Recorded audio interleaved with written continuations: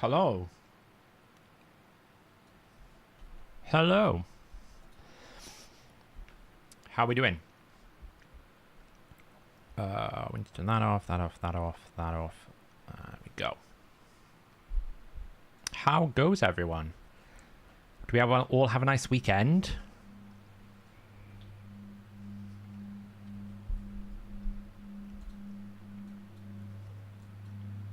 I caught some of last night. I was actually at my mum's house most of the day yesterday, so I caught the VOD basically. I saw that good old Affinity Breaker comes back to good old Affinity Breaker, eh? I've never laughed so much watching Nub get excited when Affinity Breaker procs his mushrooms. Like, it was proper surprising. I was just like laughing my head off. So yeah, I did catch it. So we're in the lead at the moment. We're doing good, aren't we? No pressure on me now to make sure I big up the old Hydra. We kind of went a little bit ham on Ice Golem over the last 24 hours. We're winning. I was in global at 74 at one point. Because obviously I need Provoke gear. So I figured, well, it's an Ice Golem tournament. We might as well make do with what we've got. So we have kind of went ham. The only thing is I kind of just don't want to go... I don't want to use any more energy. Because we've got this Deck of Fates coming. I'm like... I know the Deck of Fates are not great, but it's got access to mythical gear. Maybe it's better than normal. So we'll see what the kind of situation is with the rewards and stuff like that before I decide I want to invest any more into Ice Golem for the rest of the week. Because I do have a substantial amount more Provoke gear now. You know? We do have some more Provoke gear, which we didn't have before now.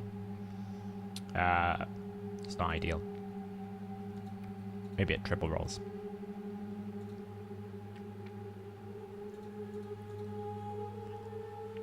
I did get the shard and the dungeon divers, yeah. You see, I picked up some new stuff. We've got some pretty cool, interesting pieces. I did quad roll a Provoke piece. I probably forgot to solve these. That might be alright. I'm not rolling too much today because it's artifact enhancement tomorrow, so just rolling some of these pieces here. Don't roll HP. That's alright. Bit low roll. Hey, Joseph. Yeah, so I got the Dungeon Divers naturally. I got the Champion Training one as well, so we're currently sitting on 2 primal shards. Don't know when I'll pull them, I'll be honest. I'm a bit on the fence about it. What's this extra points? A privilege pack. No, I'm not giving them the privilege for that. I don't know if this is coming down in price now. I still think it's the same thing, isn't it? Like 12, what is it? 99 divided by 12. 8.33. They pretty much have priced this. The only thing is, at least now they're dropping it a little bit because the energy component here is increasing. So it's now at 8.25 if you exclude the rest. So I guess it's coming down a little bit, but still not like amazing. Like, they're still really expensive. These are not great now because they've gone back to their normal rates. So I don't really know if this is a sign of them listening or whether this is just like, we'll try one with energy today. You know, I don't really see much about it, so... But we'll see. I was really tempted just to yeet these primal shards, but to be honest, you know, doubling these odds to like plus 4% or something, is it? Or 2% might be a good idea. It'd be 4 times better, so might as well wait. I don't even spend that much, right? I bought one of these... there was like a pack builder, which was like $59, and it had all this energy up here with the multi-battles. So I've literally bought that. That's all I've bought in like 3 weeks. And obviously the gem pack, right? And it just keeps giving me these packs constantly.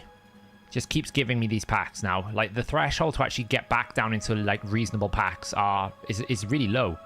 Like, you almost have to not buy a single thing for like a month. So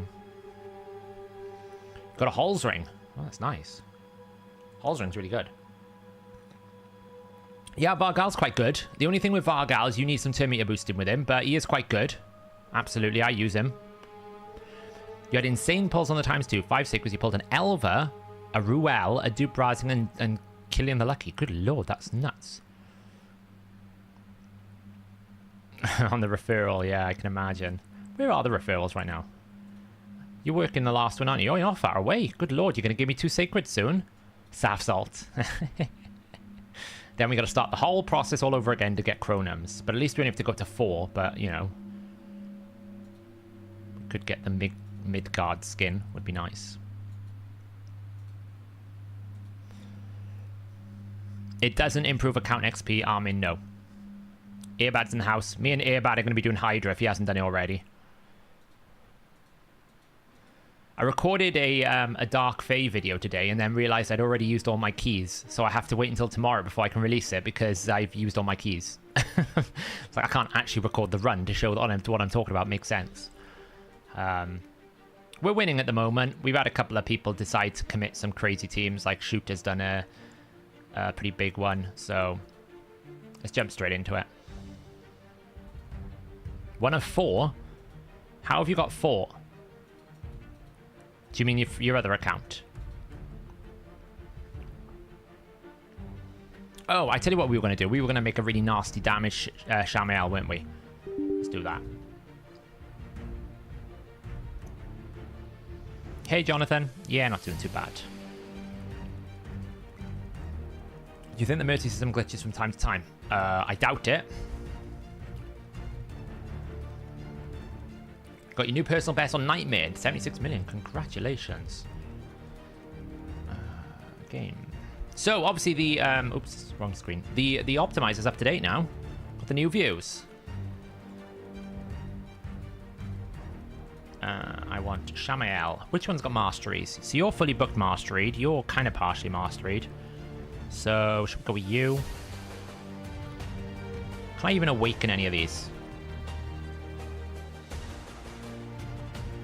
No, I don't have a Shamael soul. It's a shame. Oh well. 11-9. Okay, optimize. What do I want to do? I want to go let's just reset it first. Let's go to damage mode. A2.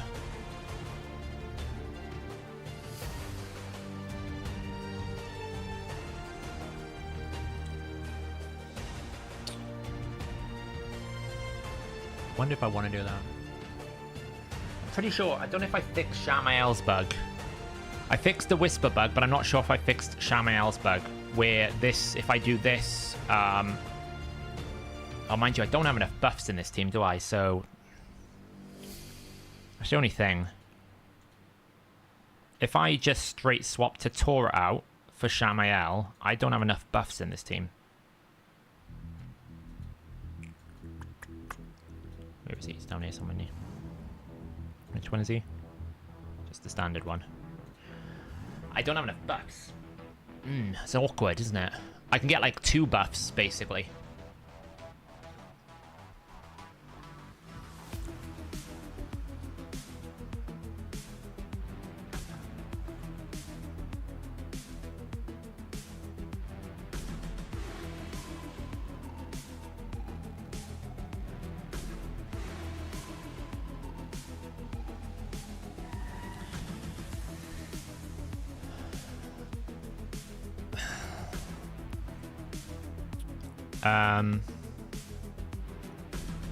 So yeah, there's not enough buffs in this team, is there?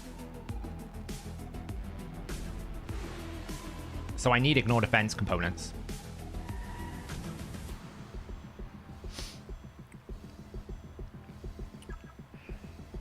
But if I just get him in Savage, then I'll have 100% ignore defense, won't I? Because we'll have increased speed buff. If I put Blood Shield on him, that's 2. It ignores 25, so I just need to find 25% ignore defense, right? So it should be fine. Because I'll have increased speed buff. I'll have shield buff. Let's just call it crit damage buff. It's fine. It should be fine. So do you think that in future for some future tool it could have a way when you find the perfect armor, be able to actually push a button? Yeah, we are talking about it as a future thing, Turgle, where it will start interacting more with the game, but I don't know when that will be. We're gonna let this lay for a little bit to see how well it goes. Hey Takaho, Grand High Strategist. Is Pythian better than Elf as a cleanse and revive and Hydra? It's more defensive, whereas Elva's more offensive in the sense that you get more speed buff, you get more damage from the A1, and you also get, like, Veil passive. I would say Elva a little bit, but Pythian's passive is something to consider. When are they actually going to fix Hydra? I don't know. Kessel. I actually recorded today a 40-minute video where I was going through all of the things that I would fix in the game as kind of like a response to mythical shards, but I think I'm going to re-record it because it's just basically 40 minutes of me rambling about everything that I could make this game better, and I don't really feel like it's coherent at all. So I feel like that's what I need to do. Earbad, how fast should I be building Shamael here, do you reckon? I don't really need accuracy. I just want damage. I don't really care about keeping the Suffering Headlight. I just want damage, you know? This is the view I really need to improve. It's something I want to spend more time trying to get better. But I will, basically.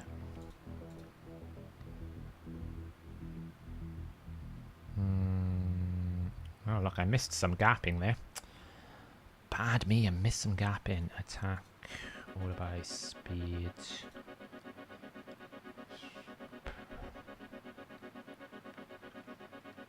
That one looks good.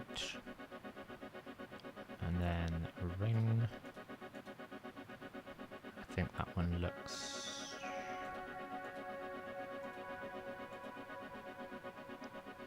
You can see what I mean by it's not quite right. It's something I need to improve on. For some reason, it's not fully using the width of the screen, which I was aware of. It's just I basically didn't have time to fix it, and it wasn't the end of the world.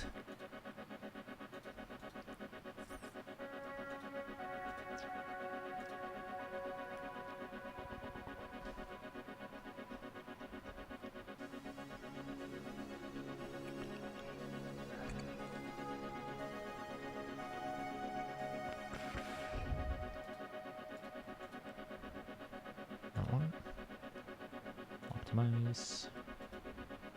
You have 240. I want to push him higher. Okay. I don't know if I actually have cruelty in this team. I've been out, so it's fine.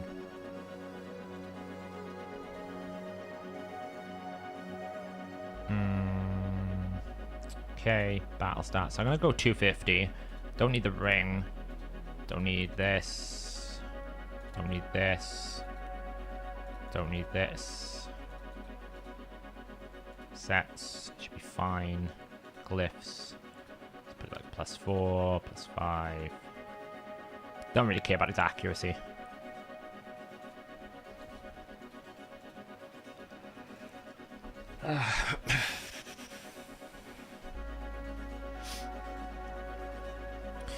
You can put Shamael in tanky Guardian. I basically want to replace replace the Lion with another damage source. That's what I want to do. Yeah, I just felt like the 40-minute ramble wasn't hitting the mark for me. Have you ever considered excluding a champion from current search? Example, I don't have Seeker locked, but items show up in results. I don't want to lock them long term, but I'd like to exclude them now. You'd have to lock the champion, Matt. So does anything do some potential cadaver solution? Nope, nothing at all. Honestly, in their open world, everyone stops talking about it.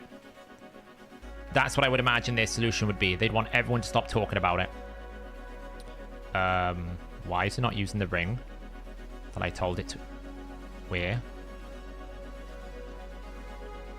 Okay.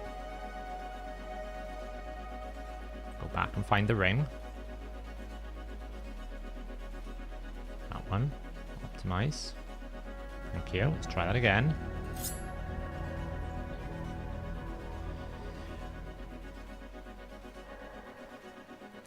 Yeah, I mean, I just need an extra damage source, right? What stats should I be looking for hard Hydra damage for damage build? Well, normally you wouldn't need... see, it's not actually giving me ignore defense, which I feel like I should have. Let me take this away a second.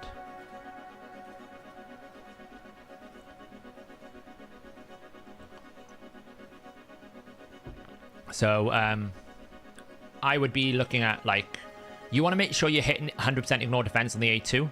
If you're not doing that, you've got a problem. Like, see, I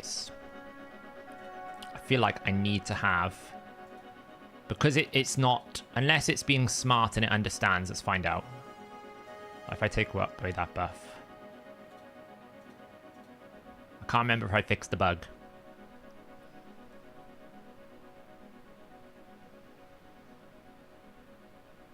I can't remember if I fixed the bug or not.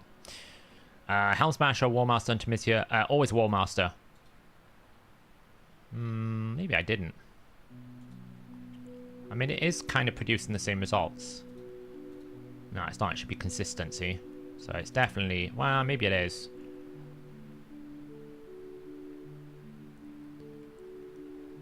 I feel like I need to require Savage. Because the Savage will give me the extra 25% that I need to basically always be true damage, which is more important than anything else. So we're going to do that.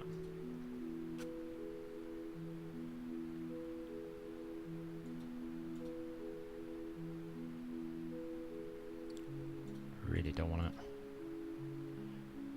Let's just see what's this giving me. 69. What's that? 148,000.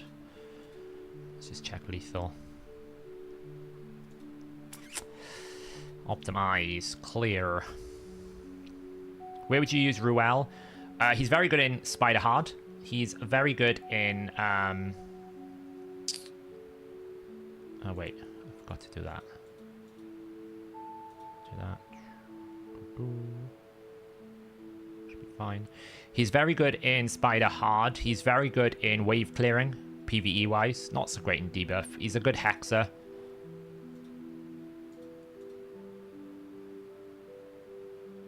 But that's what I would use him for. That's kind of good. I don't really want to use this attack percentage reflex. I feel like that's not good. So let's just take reflex out here.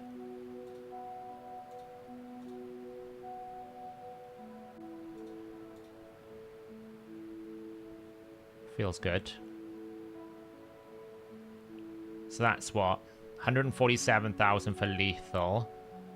Savage. Not gonna lie, I feel a bit redu. What's redu? You feel a bit redu?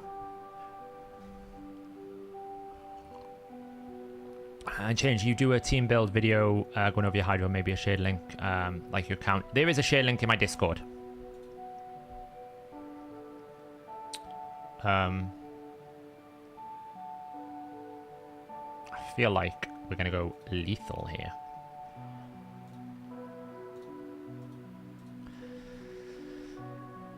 We got armor now and deck of fates. Yeah, but the question is going to be, Turgle, is it actually behind the cards or is it behind the chests you have to get in 3 in a row, right? That's the big question here. Is it going to be behind the cards or is it going to be behind the chest? Because if it's behind the chest, that's just depressing, isn't it? Right, okay, so...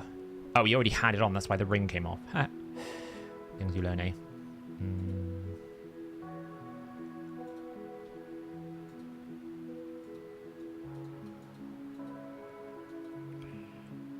Attack percentage, attack, equip. So we can't really upgrade the rings yet, but fitting room. Good old Ashwalker, if you caught my video on Dragon, was a pretty good one, wasn't he? Who knew that Ashwalker as a rare champion was the only one in the faction that I could use that had 100% AoE weaken? A rare. Never underestimate the value of a rare champion sometimes. Try on. Try on. Lethal, lethal. Anyone spot lethal? Lethal gear. Where is lethal? There we go. Right, what do we need? We need... that one. We need... Sorry, Ashwalker. You're losing all your gear.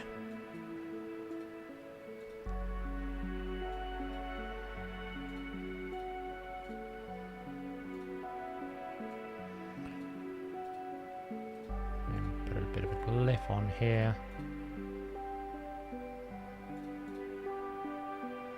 Obviously, I'll upgrade all these tomorrow. When there's the enhancement on. I'm not going to do it now. Just give it a little bit of a boost. We're good. So 243, which obviously I can boost a bit higher tomorrow. 4.3k attack, 261% crit damage. Obviously that 4.3k attack will increase a little bit because we've got different things in Hydra, but that's not maxed out, that's not maxed out, neither is this maxed out. So there's a lot to gain there. Masteries wise, I think we're absolutely fine here. So let's give it a go, shall we? Let's see how he works. We are doing Corpulent. I'll never build that Corpulent team. I'm not going to feel a bit rejuvenated after seeing Nubs in Faction Wars game that helped me. Honestly, I've never been... that run that Nub had put together, I've never laughed so much, like, all week. After the week that we had, I really just needed that kind of, like, you know, the laugh of having, like, mushrooms going all over the place and stuff like that. It was a dream. So, like, we can't ignore defense here, but we should ignore defense fully because we got 2 buffs plus 25% savage. So, well, that's unlucky. We lost a bit of turn. We lost the thing there. So we should, theoretically, always have... Oh, look at that.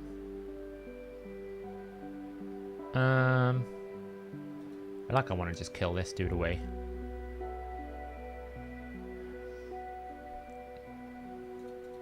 So yeah, we should theoretically always be 100% ignore defense because he's got 2 buffs and he already has 25% innate. So that's like every buff is 25% plus the innate. So he's at 75%. We put him in lethal. So that's another 25%. So he should be at 100% ignore defense.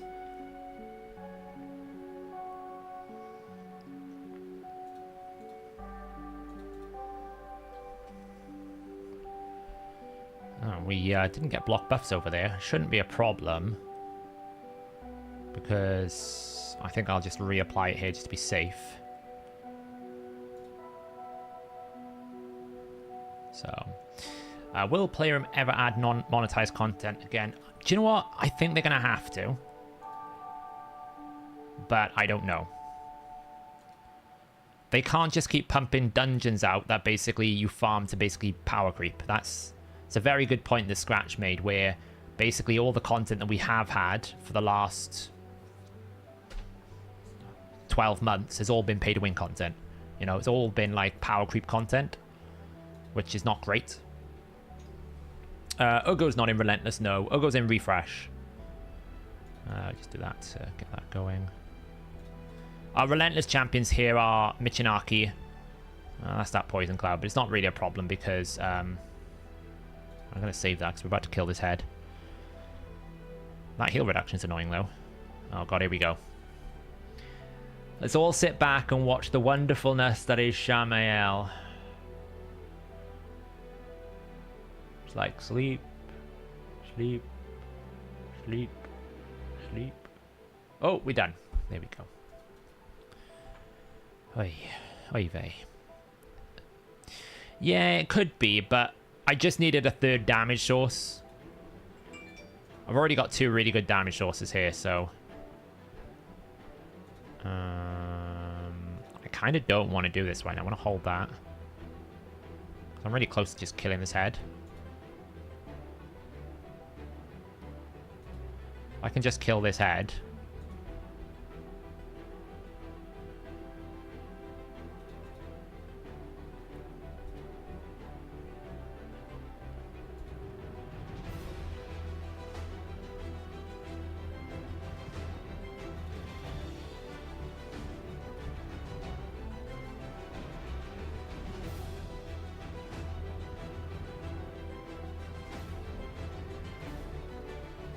Okay, that drops to a meter.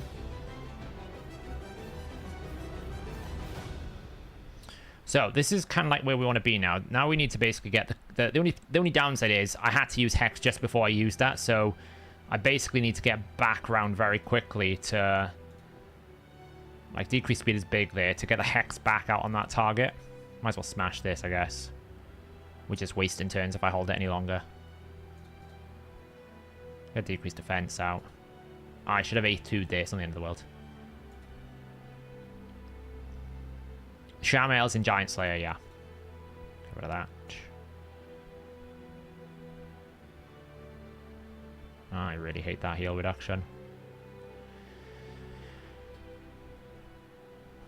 Yeah, it's really annoying. Like this. This is one of the reasons why I don't like Shamael and Hydra, but I mean, come on, it's just like... I just feel like it's just too good.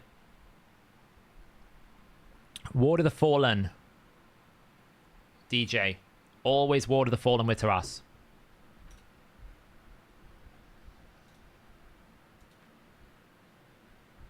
Still like 350k. It's still really good damage. I know it's not like with increased attack it would be 400k plus, like, but it's still really good damage.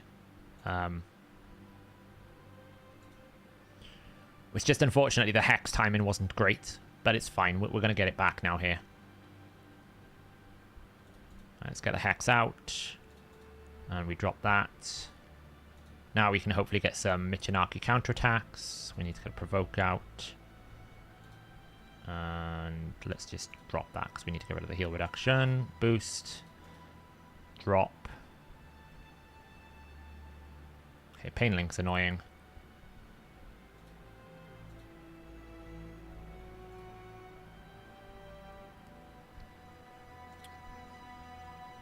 This should be fine. We're still going to kill it. Oh. I may have killed my Mitaki. I probably should have got rid of Pain Link. It's okay. Totally just killed my Mitaki. It's fine. Could have been worse. Why don't I use Weaken with Gnut? Because I want to prioritize his A3, and I don't need Weaken for his A3.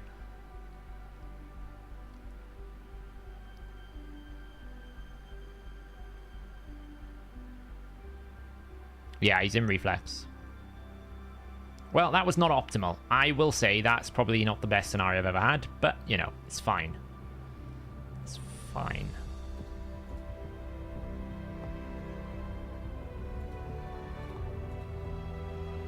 I'd have preferred more, like, Torment Heads.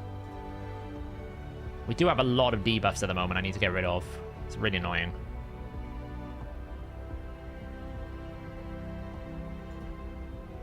We've got decreased attack out.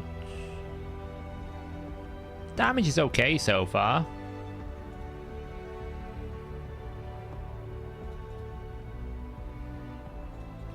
Hex. Use defense.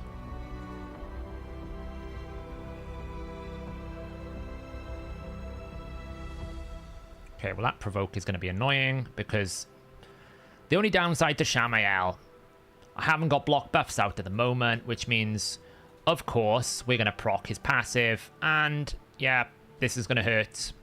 This could hurt. This could be a wipe. Oh, okay, we survived. Just.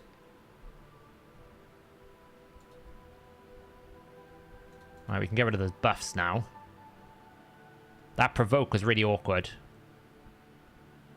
Should be alright if we can get some healing back. Like, let's just whack this for a bit. He'll heal back up, which is nice. We need a Provoke. Gotta wait one more turn for Shamael, but to be honest, that's not a problem. Let's get rid of this, get a heal out. I know I should do block buffs, but it's probably okay to do this for a sec. Just to get us some stability. Right, okay, trust that to be the case when Shamael is dead right now.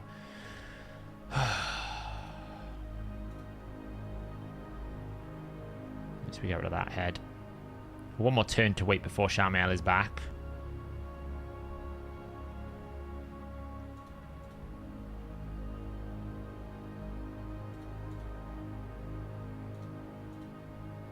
Okay, he needs a heal. Okay, that's decent. Alright, should be able to revive Shamael now. Okay. This is why Shamael's in the team, though, because now we actually have a proper Torment solution, which, although Tutora was a decent Torment solution, he's nowhere near as good as what Shamael's going to be able to do for us here right now. Because the amount of boosting that Nekma's about to get is going to be nuts. That heal reduction on Ogo is not great. I'm not going to lie. So, this is Nightmare. We need a Provoke. Might as well hit that.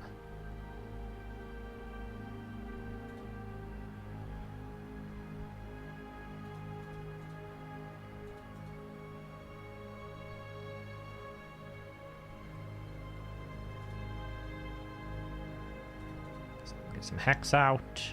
I mean, the damage is not bad. It's okay. I kind of just want to kill a Wrath Head, if I'm being honest.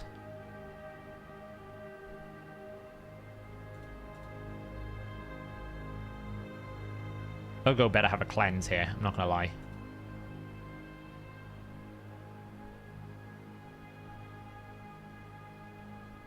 Ogo, cleanse. Thank the Lord. Get a bit of a heal out. What? That hurt. Is there any case for 3 Chimeras? Because I can start empowering 2.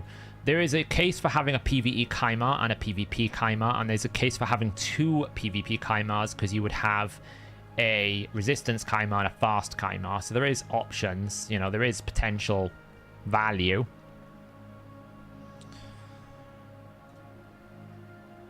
And Ugo really needs some healing right now, doesn't she?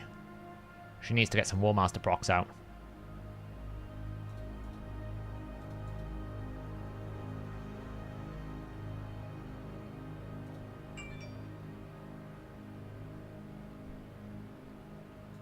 Warmaster, a little bit of healing. Okay, that heal reduction is not going to help.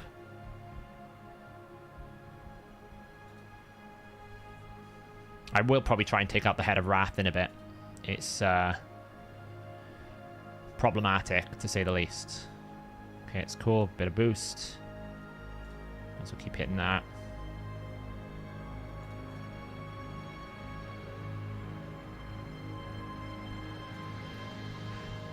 What's up with the Molly speed? What's Molly say? You've given her a chance for redemption. I've built her into the team now. She's better now that I've got rid of Wuji. I just think Wuji was ruining her a little bit in hindsight. But you see, like, she is kind of taking a lot of damage. So I kind of need to figure out, like...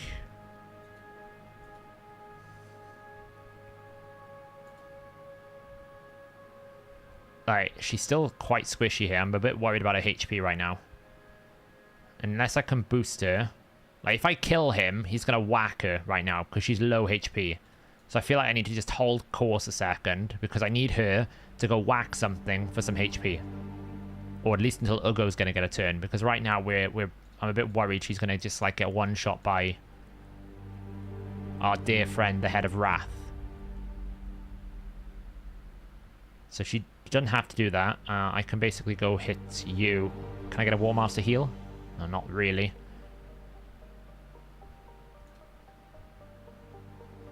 So I'm just gonna have to hope for it now. Alright, well, there's the hit. That's at least we got rid of it. Could probably get some damage there. Ugo is taking a beating as well, which is not ideal.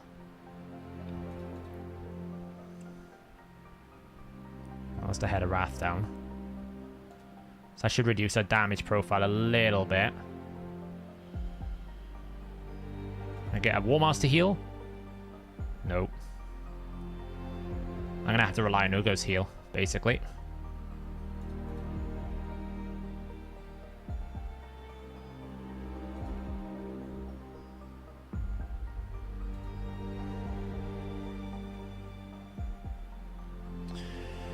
Hey, Green Virus. Right, that's a big heal. Right, that's good.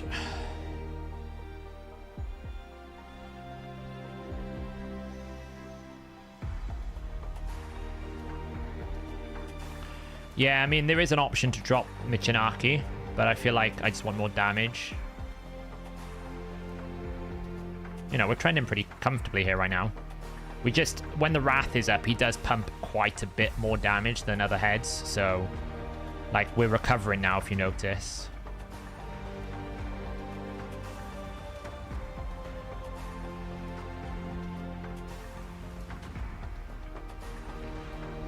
See, we're healing up now because we're not taking as much damage as we were taking before. Yeah, that'll help the head on the left because of the heal reduction. We probably need, like, one more round of Ugo A3 to get us back up to a good position.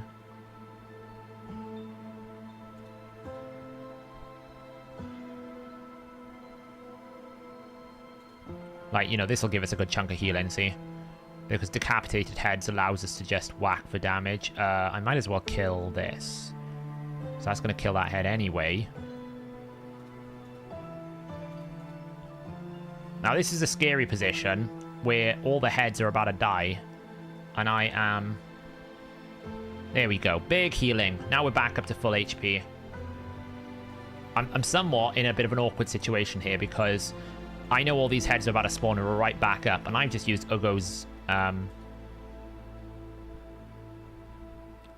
so we've got to wait one more turn. I might as well take advantage of this dead head as long as we can. It's doing us good. Do you have any area bonuses? Only a few, like 2 or 3 tops. I put all mine into Clan Boss, you know me. That's what I do. But the damage is good. You know, the damage is really good. I know it's slower, but the damage is much better. Like, we're basically just under, like... Might as well save that. Save that. Just keep whacking this head. We're abusing the Michinaki bug at the moment. How's Faction Wars? My one is now the Hydra one, which is the last event, so I'm pretty set for a while.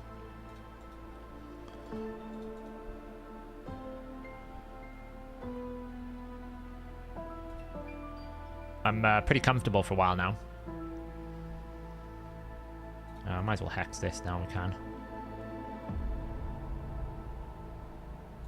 And just get some block buffs out. We weak hit. That's a bit annoying. Let's hit that.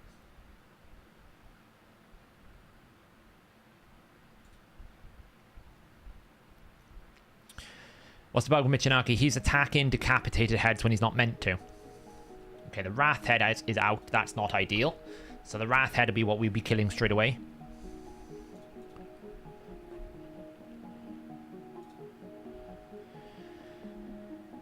Yeah, he's not meant to be attacking decapitated heads, but he currently is. So... we're kind of in an awkward situation here. Oh, we need to save anyway, because Ugo's going to get eaten. So I might as well just hit this head for a sec.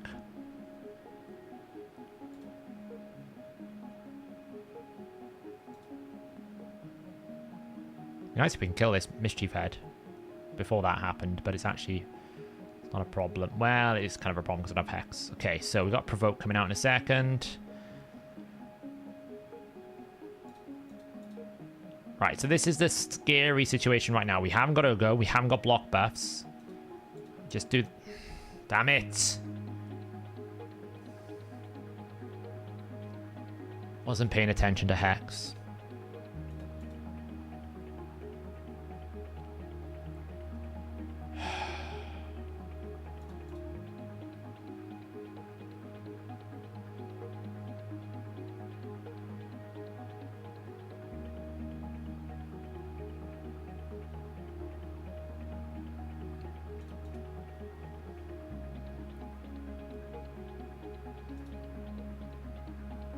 Oh, God.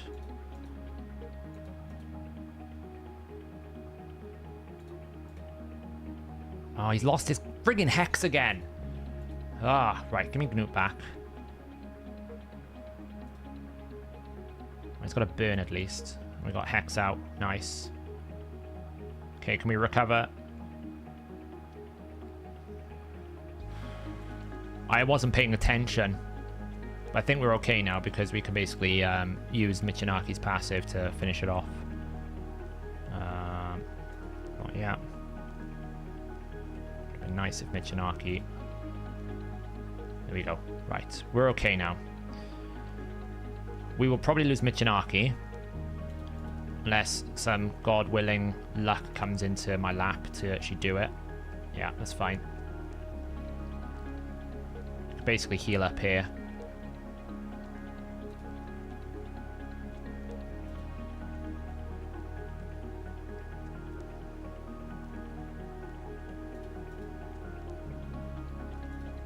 Just get some healing.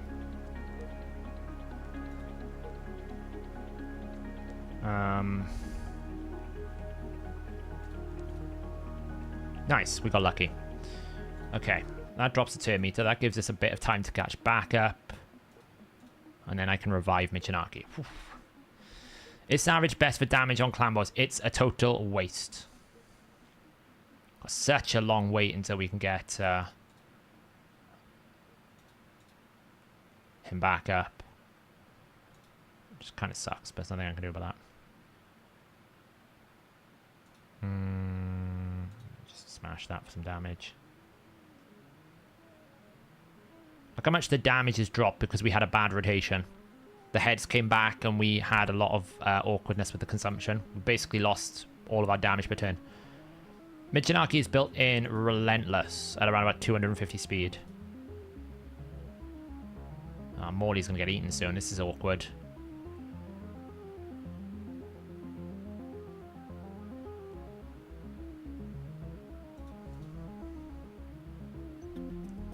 We're coming into an awkward phase here. Right, we've got to revive. That's important.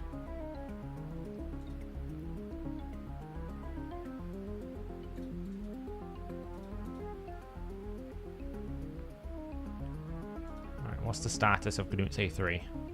That's what we need to know. Oh, Shamael. Shamael. Right, okay, we can get a Hex. Well, Shamael died.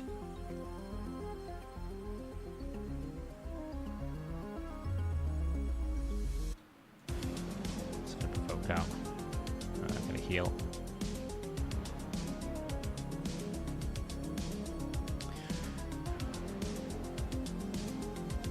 Oh, of course that's gonna happen. The game hates me. Of course I get a Torment Head just as Shamael got one shot, just as Morley's about to get eaten.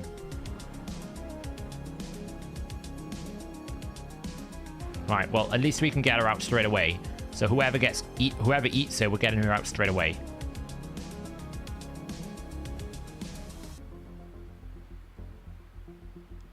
I don't even know if it's worth using that right now.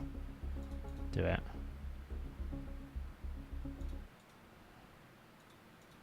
There's some control at least. Okay. Smash it. Get her out straight away. It's not going to stop the cleanse. Because, you know. But at least Nekma will get an instant boost. Oh, this is where it all falls apart. Because of one awful setup. One bad setup. This is all gonna, like, fall apart. Because I have nothing. I have no healing, I have no cleansing, I have no debuffs. Because Shamael fell at the wrong time.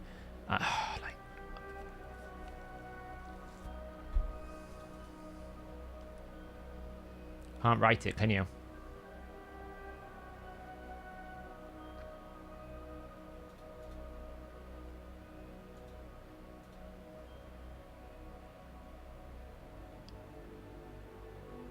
Oh, we got to cleanse. Okay, maybe we're all right. Maybe we've somehow stabilized.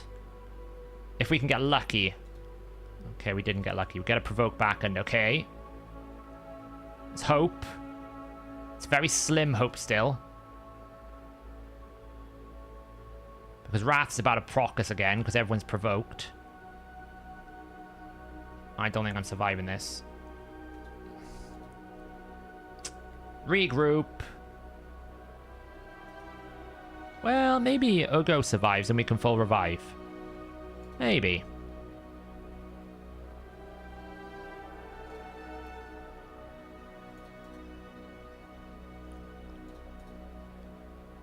Maybe.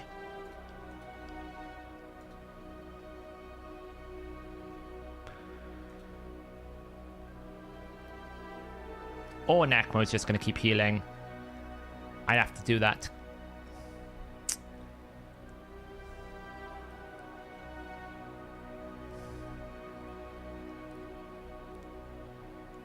I mean,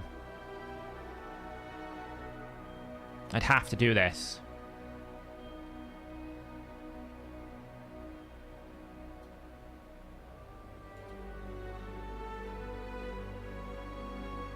Problem is Necmo's just healing too much.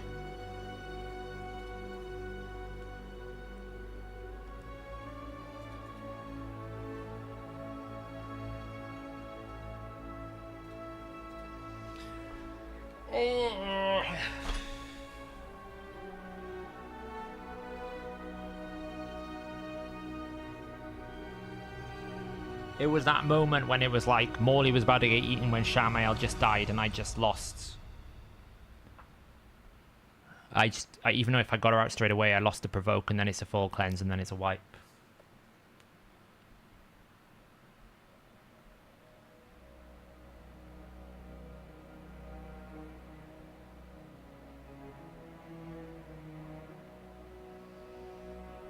It's just very unstable.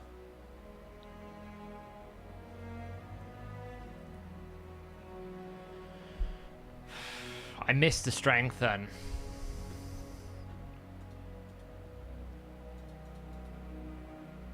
My personal best is about 111 million. Not with this team, though. This is a really bad affinity for Ugo, I should say. It's a really bad affinity for... It's a bad rotation for Ugo.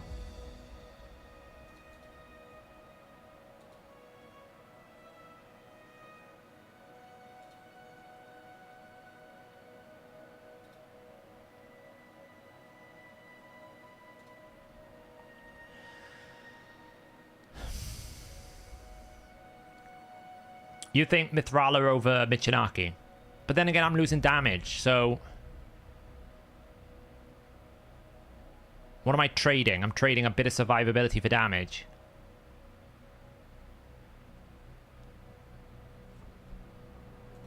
Alright.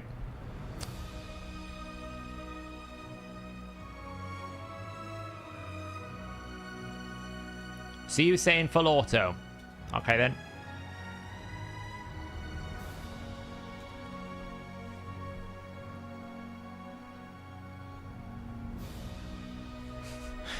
Let's just free read with that because a certain Morley 3% did. Full auto, come on then.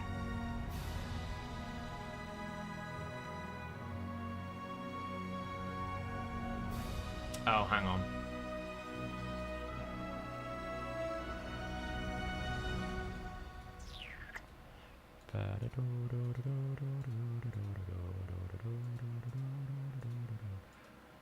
I hate that recently use doesn't work unless you're actually completed the fight.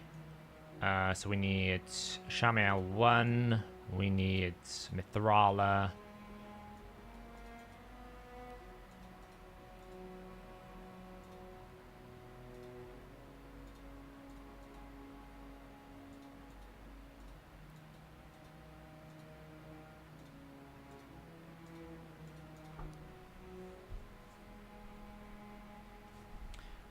Full auto, is it?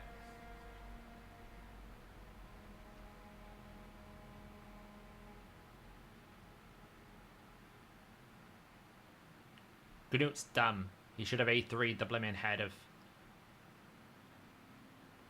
Welcome to why Mythrala doesn't work. She just gave too many buffs to people.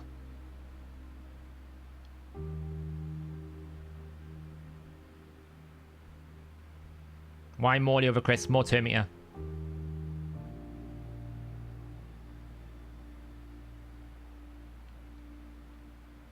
I mean, she just provoked when she doesn't need to. I mean, it's not that I think Mythrala doesn't... What I'm just saying is, Mythrala's buffs and debuffs are a problem. I tend to find. Because she over debuffs and she over buffs. Like, you see the buffs are going... I mean, I could actually take the blood shield off Shamael now. That would be a good idea. Because I don't need it now, actually. So let's just do that a second. Because he's in Savage now, we don't actually need... because we've got Mythrala, that's going to give him more buffs. We don't actually need this dude in blood shield. So that'll take one buff away. So that's a good idea. Attack. I don't want him to counterattack any more than he already is. You can take that one. Wow, my attack rings are not great. My attack rings are really not great, are they? Kind of dealing with, like, trash, if I'm being honest. Just take that one for now.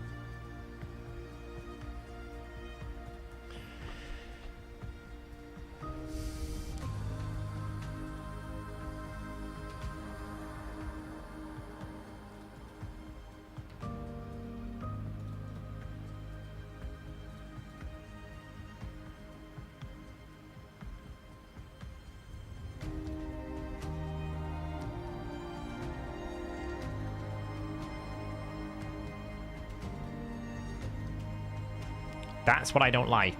It's the poison. Her A1 is a problem. It's a... I mean, technically, I could rebuild him not to run... I could totally rebuild him not to run any Savage now, because it's enough buffs, but...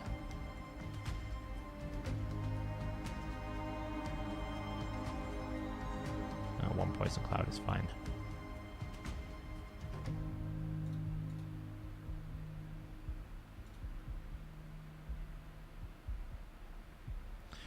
But that A1 poison worries me, because look how many debuffs I've already got over here. If she keeps randomly attacking that, there's nothing I can really do.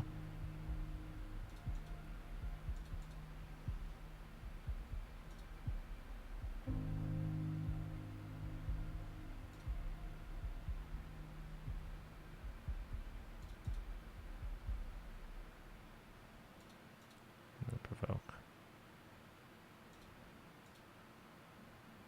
I'll get rid of this dude. I always like to get rid of Mischief early.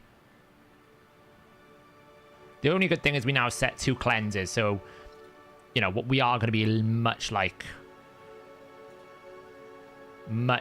tankier with this team than the last one, because we've got strength and we got double cleanse, we've got increased defense. So really, the only reason why we got increased attack is it's going to help a little bit more damage. For Shamael mainly, but... So... Hey, Charles. Nice for you to arrive. How's it going? We're currently doing Hydra. We're suffering from Hydra. Because I always like to do Hydra before CVC if I can. Just gets rid of it, you know, gets out of the way.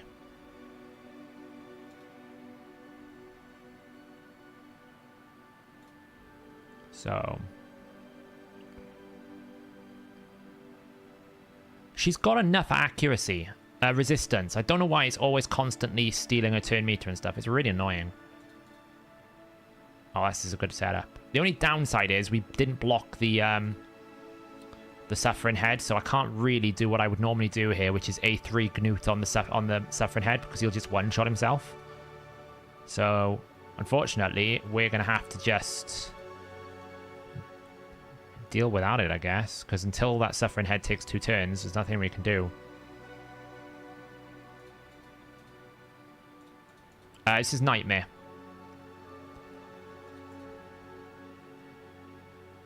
Well, as I said, it's a nice increase. It's now what? It's pumping... It was pumping 150, it's now pumping 210. So it's a nice increase. It's nothing crazy. It's not going to break the boundaries. It's not going to, like, suddenly make my team do tons of damage. You can see the damage profile's low already. Right, we're actually doing less damage at the moment. But it might improve as time goes on. We're very bursty with this team because it's all about Gnut. The biggest problem, as I said, is the Reflect is killing our damage output. Because until I can get rid of that Reflect, I can't actually do enough damage. I can't actually A3 the Suffering Head with Gnut, which is what I want to do. He does, but I have accuracy on him. Because it would require a fair chunk of accuracy, and that punishes his damage. Remember, the whole goal of putting Shamael in this team was to increase our damage profile, our damage output for this team. See what I mean about the team's bursty? Because of that 1A3, we've jumped a chunk of damage. Okay, we've got Torment. That's nice. Let's get a leech out on that.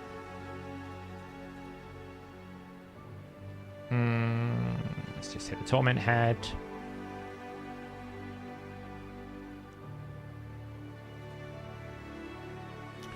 I'd like to hit as close to 100 million as I can, just to make the other keys a little bit less stressful for the top Hydra Clash chest. Let's just do that to get rid of that.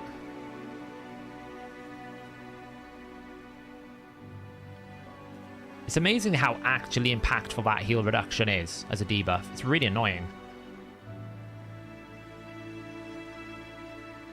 The only good thing is now not using Mitaki in this team, it does free him up for another team. I could totally use him in a team 2 or team 3.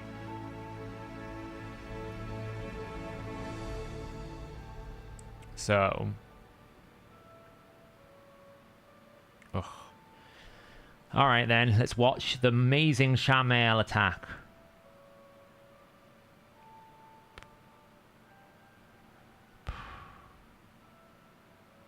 Shamael. Somewhere between 60 to 70 million then.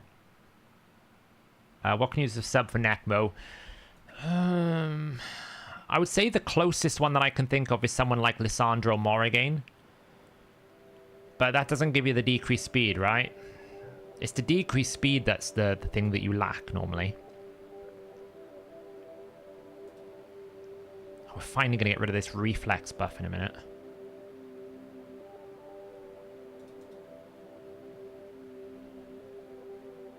That's fine.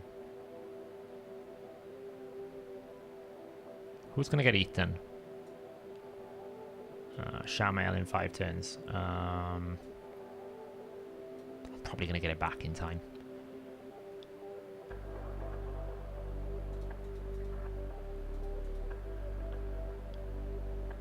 He resists the speed debuff. Oh, Shamael. Actually, if Shamael dies, this would be great. Oh, he's going to heal. Never mind.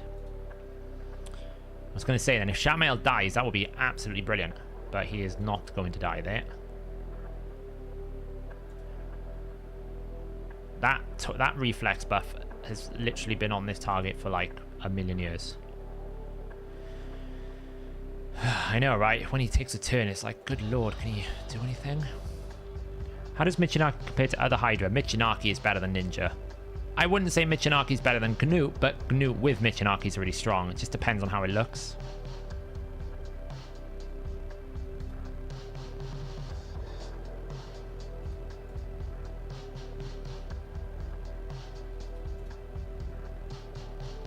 That reflect buff has been up so long. It's like ridiculous. Oh, you got rid of it now, finally. We need to provoke.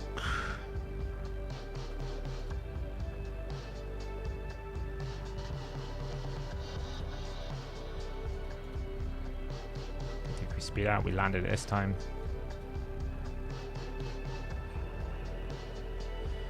Unfortunately, we now need to wait for... Let's go to this life barrier. Okay, never can. Hopefully, the Torment is the one that attacks us. Yeah, but I don't think it's that important, you know? It's annoying, but I can avoid it.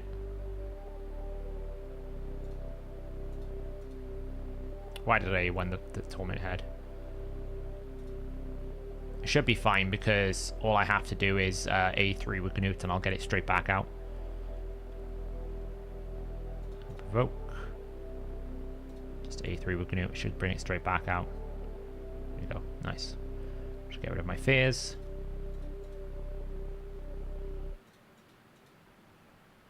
And we're back up and running. Okay, so that was a good transition. We survived the first transition. Get that out so there's no poison cloud. Provoke's annoying. It's not the end of the world. Should have A1 the Torment head.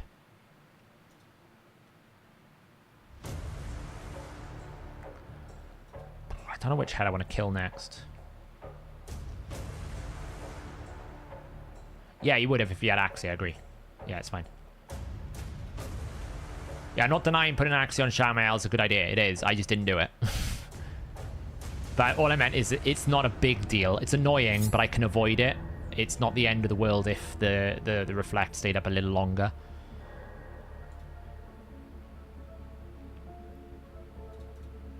Okay, that's a problem.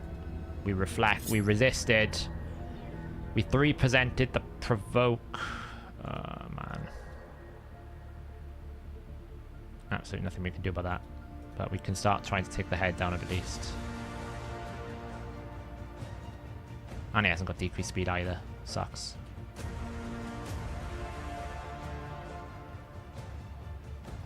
She did reflex, but not enough. So that head is definitely going to take a turn unless I can get some boosting going on. Ooh. Do we? Can't hurt.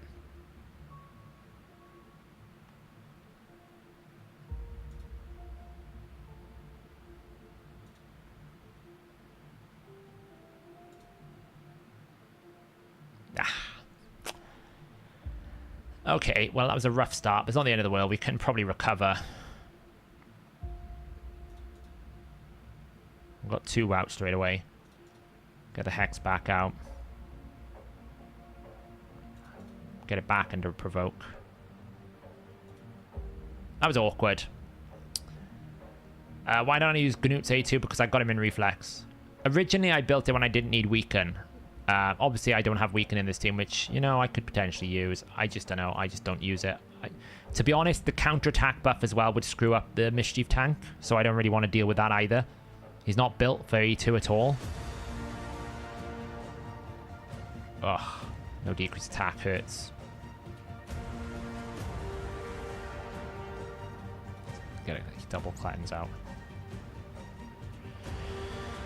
So if I did A2, it would probably mess up some of the Mischief tanking and cause problems. So, and also it kind of slows the run down in his A1.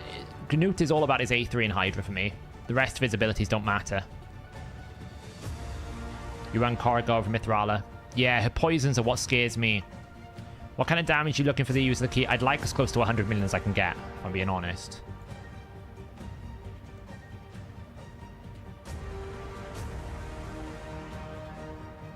See, that Provoke random can cause you problems. Do I have a Provoke here? I don't actually know. I don't have King Alcaba, no, unfortunately. Yeah, I do have Provoke, nice. Let's take that.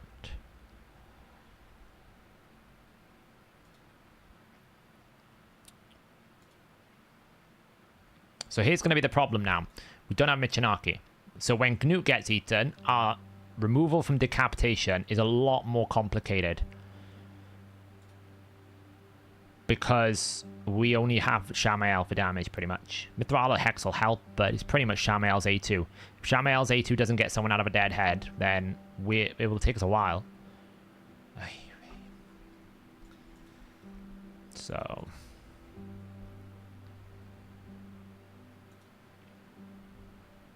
might as well throw that out.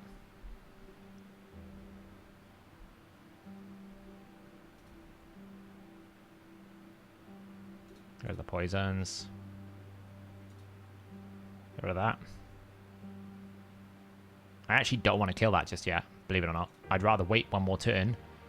Never mind, Hex is going to kill it off because I'm going to instantly lose a turn. Can you avoid your champion eating? Yeah, you can let them die. But otherwise, no. They have to. They can reset if they kill themselves. Like, for example, if there's Reflex on now, I could basically just take Newton and just, like, Reflex kill him. Oh, why did I use that? I should have saved it. Ah, stupid.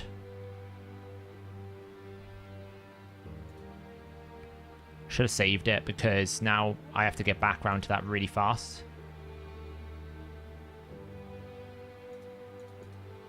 Hex.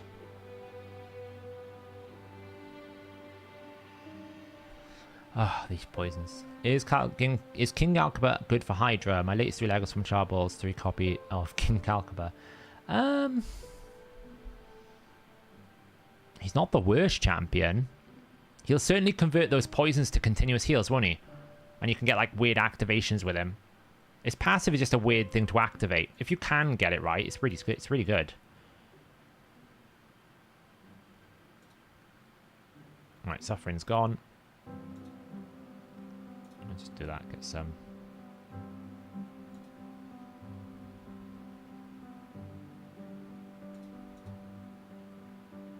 What are you gonna get there? Wrath.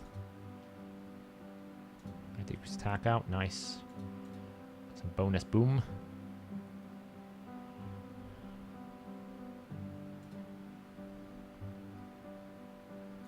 Right, here's the dangerous moment now. Can we get back round to Shamael's A2 before Gnut gets consumed? That's what we want. That's what we need.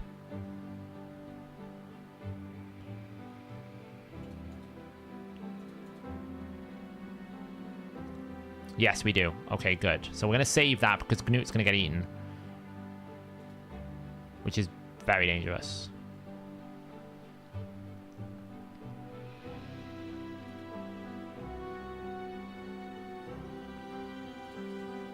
It's fine to do that. I would like block buffs though. Oh god, here we go.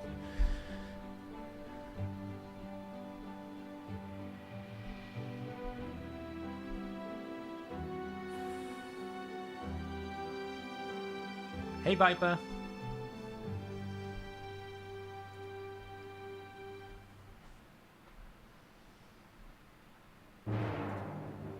That's dramatic. I almost A2'd then. Alright, block buff, so he can't do his thing. Cool. Get rid of all these poisons.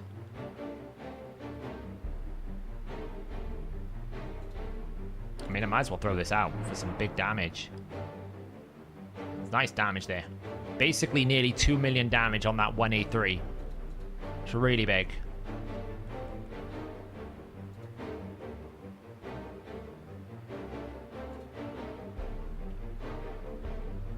Come on, I've held this. I could have probably done a Shamael A2 on one of these dead heads by this point. But you never want to risk it. Risking it is just too much, especially when it's your main damage dealer. Let's get some control. Didn't get it. Sucks. Okay.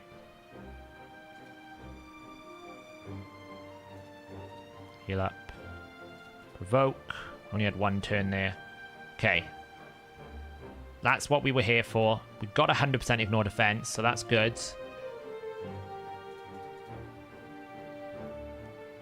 Get him out. See what I mean? It's not a lot. So now we basically got to try and get him out as fast as we can. Get some max HP procs there. Oh, that was a big hit. I don't know why that hurt so much.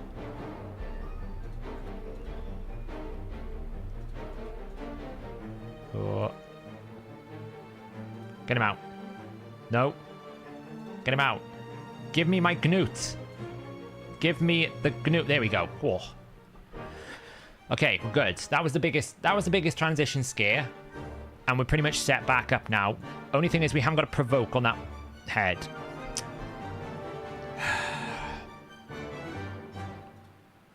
Alright, well we got decreased attack out and we got block buffs again, so that's great.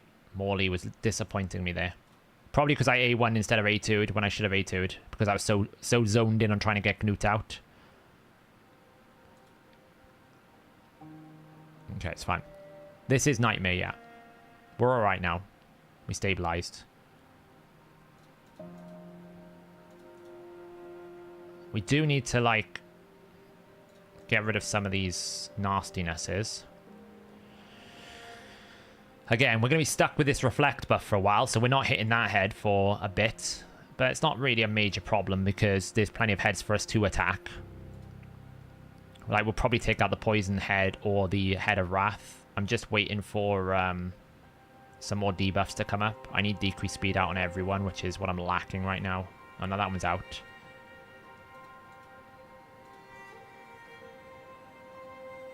Don't do that. Get rid of that again. Get a Provoke. I should have saved the Provoke. I'm an idiot. Alright, we might fail. Just smash this for some damage.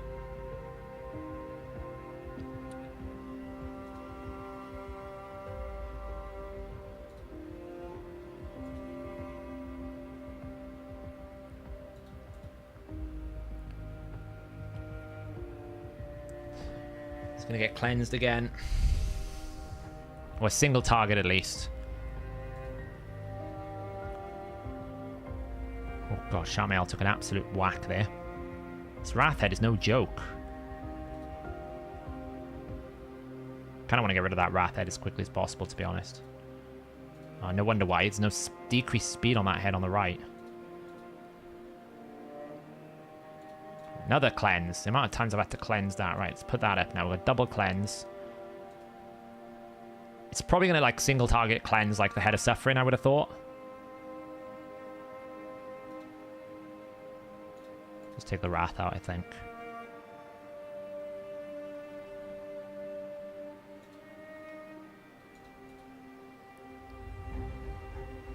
I think I'd just rather take the Wrath out of play.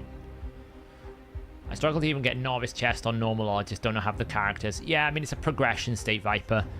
Like, my account, this is the content it should be focusing on. A lot of the time with normal, it's just a case of either find a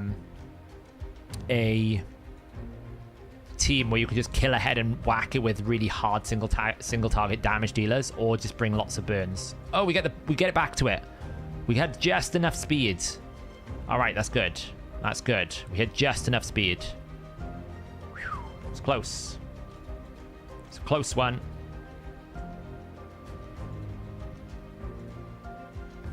Just want to kill the Wrathhead as quickly as I can.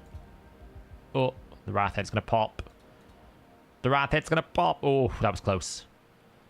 That was a little bit too close for comfort, that. The Nekmathar kind of got pumped a bit. He might actually die unless I can kill his head off over the left in a minute. Wouldn't it be nice if Soul Reap actually did stuff? Okay, we did some damage there. Oh. Why not use Knut's AoE? I don't want him to... one, I don't want him to put counterattack up and then give it to the Hydra Heads. And two, I've got him in Reflex. So I want him to be only using the A3 so I get more Reflex procs back, because the damage from Knut is all about his A3. Morley's my Head of Mischief. Yeah, our attack is very good for trying to get, like, a decent amount. And to be honest, you only need, like... I can't attack the right head with it. You only really need the first chest on normal when you're first progressing to get your Mythrala. That's kind of like your first goal, is getting Mythrala. It's fine. Some damage over here. Let's just get rid of some of these heal reductions and malarkeys. Oh, that's absolutely perfect. That couldn't have been more perfect, even if I wanted to. As long as that head stays dead, perfect. Absolute perfection. Would have been nice to have decreased defense, but we still got it out. And we got some good damage over on the left here, and we can also still get a big pump of damage there. Nice. So we're going to one key this run. It feels much more stable with Mythrala. And the damage is probably comparable. It's about the same. We were about this point with Michinaki as well. Got Mischief Head coming in here, so that's kind of annoying. We'll probably take out the Poison Cloud Head next.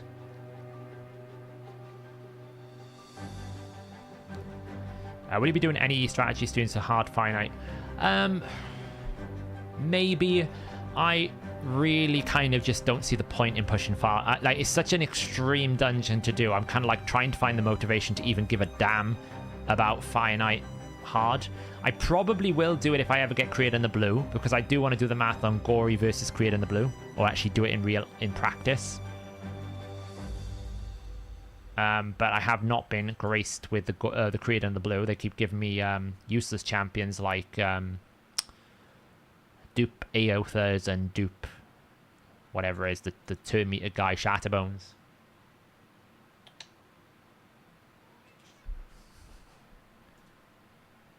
What up, cat? What? It's on the move. Oh, that's a big stretch. Oh, okay, it's going for food.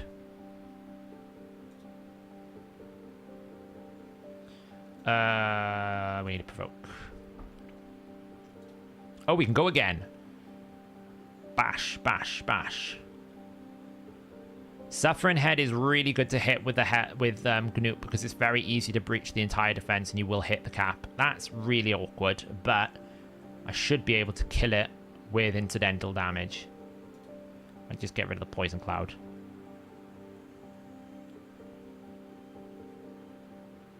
I should just be able to kill it with a little bit of incidental damage.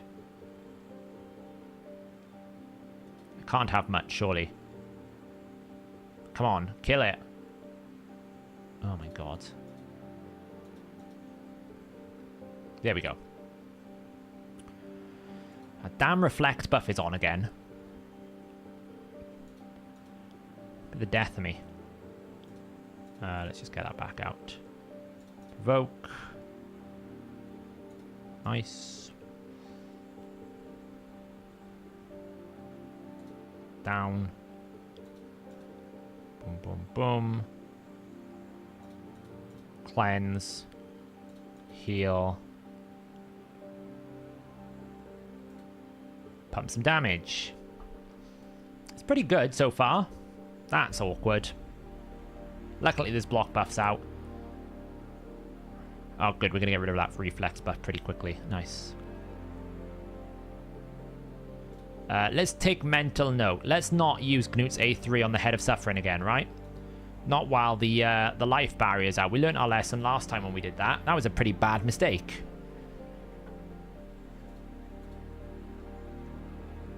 Because we pretty much one-shot our champion.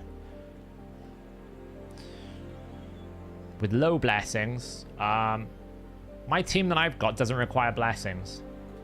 The team that I built with Gnut and Riho doesn't require blessings at all.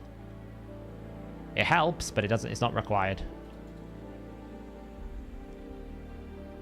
I still can't.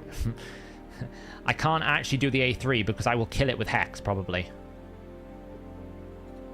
I should probably wait for Mythrala as well now, actually, because it's... Provoke. It's close. There's a cleanse now. Now I can. I should probably wait a turn for Mythrala because she's going to be out in 3 turns, so... She's going to be consumed. No Riho. Check YST's channel because he did a lot of content around it when it came out.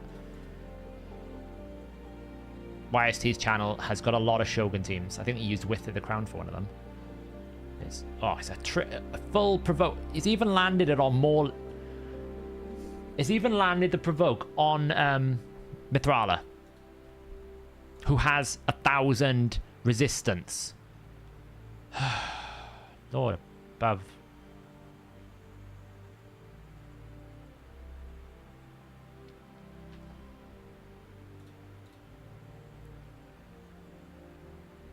Like, seriously. Right, come on now. Consume it. I want to use my Gnut's A3. Thank you. Appreciate. That's a very... It was a very long consumption, that. I'm pretty sure Mythrala didn't even get a chance to sit down in the stomach of the beast before she got, like, knocked back out.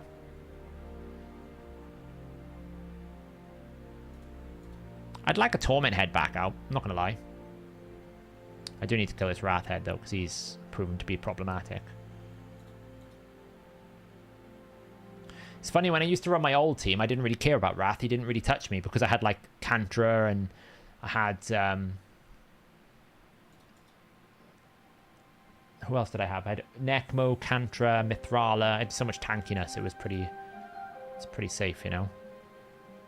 Not really.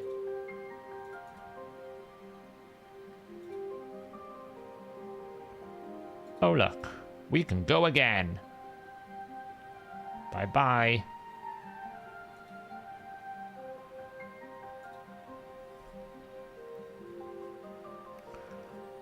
the head of decay, the one on the right here, is the one that you provoke. This one is the provoke head. I mean, talking of Hydra, we are, after this rotation resets, we are going to be starting to do some prep work for the faction games Hydra. I need to start building up some teams and some champions for it. I have a pretty good idea of what I want to do. It'll just be a bit of playtest and see which one's the most consistent. Luckily, that is only on hard. It's not on, like, Nightmare or Brutal, so it should be much easier, because otherwise I couldn't imagine I could do it at all.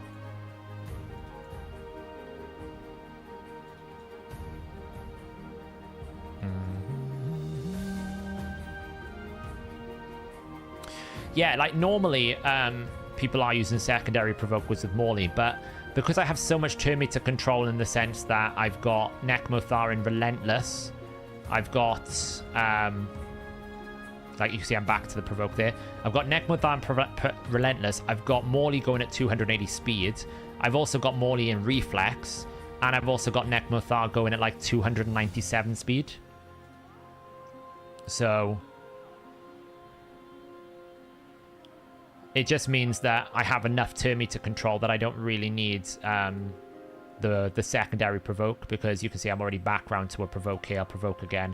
The only time it does kind of go wrong is if you're 3% or you don't have decreased speed out and it does a 1-turn Provoke. Then obviously you just don't have enough time to get back round to things.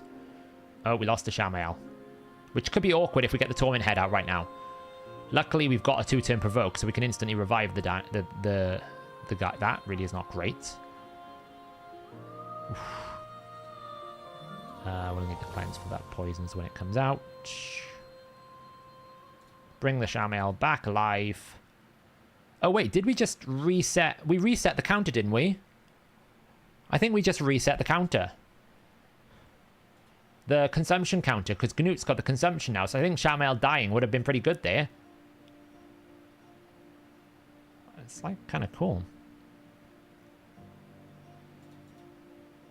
Oh, we missed one. Should get some strengthen out here.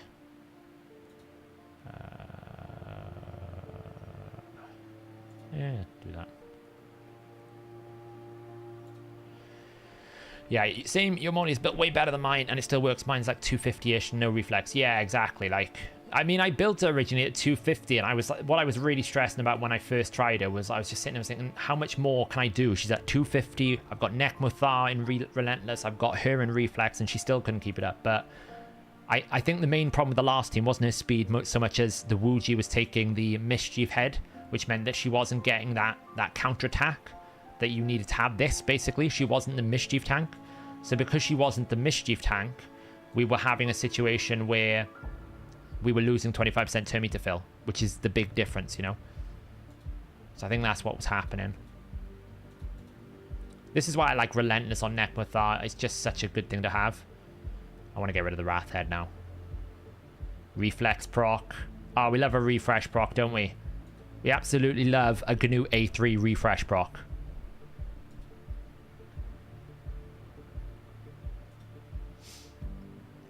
What was the last time you said if you need to revive your build team is wrong?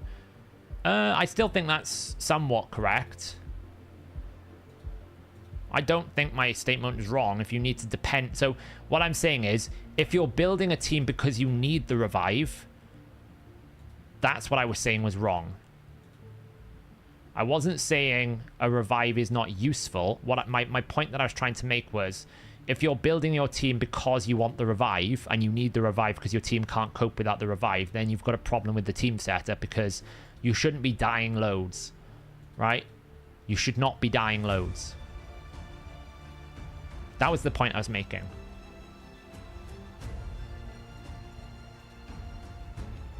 Morley needs to attack this dead head with Leech Out, ideally.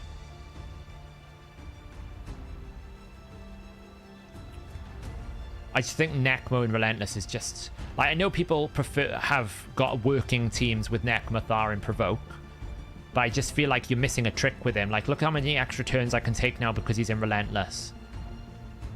Like, I just took 4 turns. Provoke won't do that. So I do understand why people like him in Provoke, but I think he's much, much stronger if you can get him going in Relentless. I mean, this run, to some extent, you could argue is actually inefficient because we've barely had the Torment Head. If you think about it, we've barely had the Torment Head up.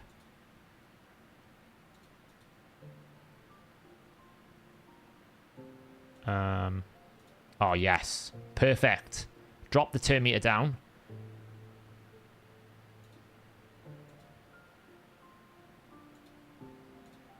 Do some more damage on that.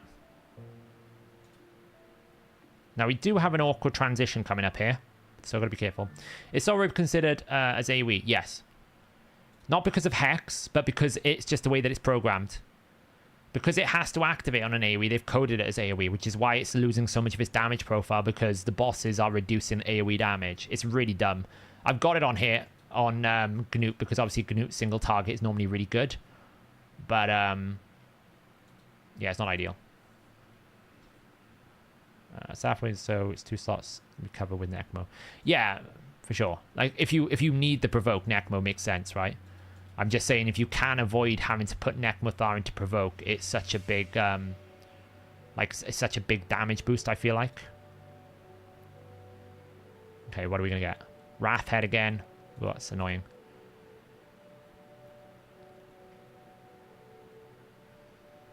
I don't think it's better, Demetra, personally. I personally think Relentless is better than Provoke. But it depends on the profile of your team, right? Both builds are viable. I personally think you can get more out of a Relentless Necmo if you build a team around it than if you don't. Especially when you've got like a Torment Head solution here. I feel like I just attack this. Get 114 procs out, see? Oh god, Gnut's about to be eaten again. That's awkward. We got that really awkward transition again where Gnut's about to be eaten.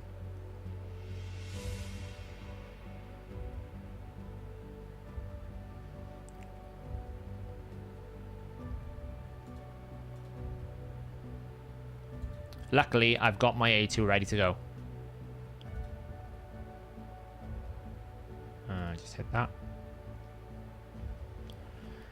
You can, but you also don't necessarily get the consistency with the Provoke set. Torment. Nice.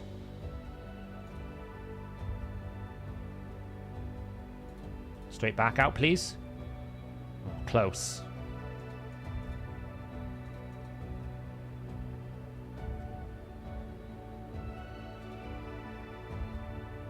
I don't like hitting this as much as I can, but...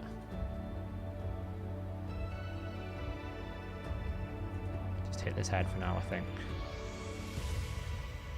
Give myself some turn meter boosts. So I can... give me my Gnut back. I want my Gnut.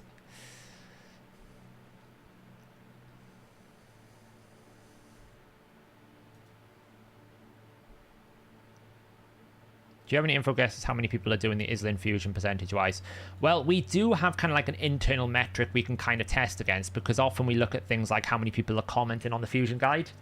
And when normally we get like anywhere between like 5 to 15 to 20 comments on the website, sometimes more, sometimes less, depends on the fusion. With Loriarca, we got 0. And with Strategos Islin, we also got 0. But again, like, I think Islin was a response to the previous fusions rather than Islin himself. People were just tired of fusions, and they were tired of the event week for Ultimate Death Knight, and they were tired of the mythical shards. They're basically tired, and I think the person that punished, or the person that took the brunt of it, was Strategos Islin. He's the one that basically took the beating. Right, this is nice because Morley's our next consumption. We haven't got a Provoke, so this is actually quite ideal.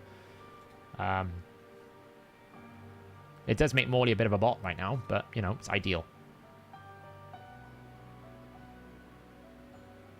So... hey, Saf, do you know if Mitaki hitting expose next is a bug? I think it's a bug. They were messing around with phase changes a lot, so I'm going to guess it's a bug. can't imagine they intended that change if it's not described as such, you know? I've kind of resisted doing a video on it because I can already see half the comments now going, oh, you only get like things nerfed for things that you don't want, and I'm like, well, it's not the case, but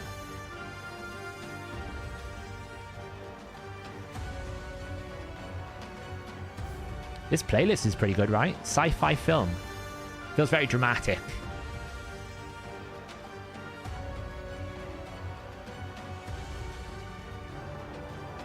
Well, we're hitting 70 million. I feel like we've comfortably hit 70 million. So... No, they didn't tell us when. Come on now, Bryce. Bryce, come now. Come now. They told us they were going to do it. They haven't told us when. Just like they've told us they will fix Emic. They just haven't told us when. And they will fix Corpulent Cadaver. We just haven't figured out when. You know, that's the fundamental things. It's like, you know, thanks for telling us something we don't, like, it adds no value to our life. You've just told me that something's going to happen when I don't know when it's going to happen, so what's the point of telling me? Zero.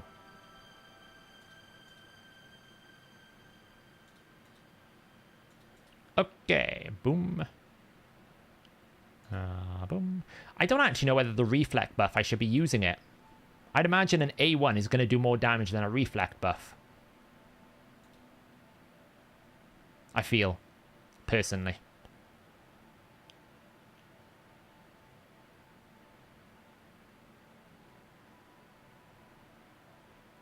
I actually kind of don't want to kill a head right now. I'm going to start changing my focus and trying to kill other heads, because I kind of like just smack him for some damage, because I kind of want to like wait the transition out with Morley. I know. The only difference with Shamael is because he actually attacks with his animation, I don't know how you can actually speed that up. We're going to wait now. We're going to wait it out. Well, to be fair, Al, I'm pretty sure that the majority of people would be happy if they just capped Corpulent Cadaver's damage a bit. I don't think anyone really cares. They're acting like people actually don't want it nerfed. Pretty much all top players that I've heard about want it nerfed because they don't want to build the team.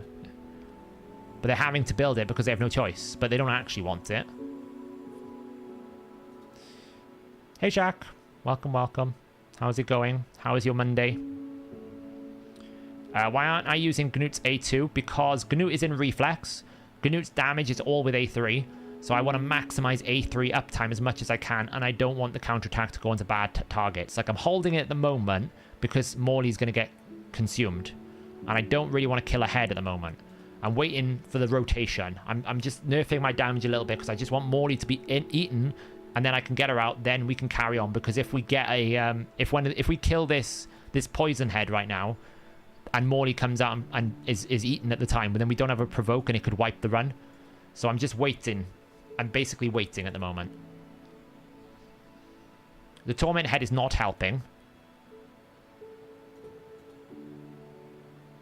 There's two. Torment one, and then one, either the Torment or that head. Right, the Torment head will eat it.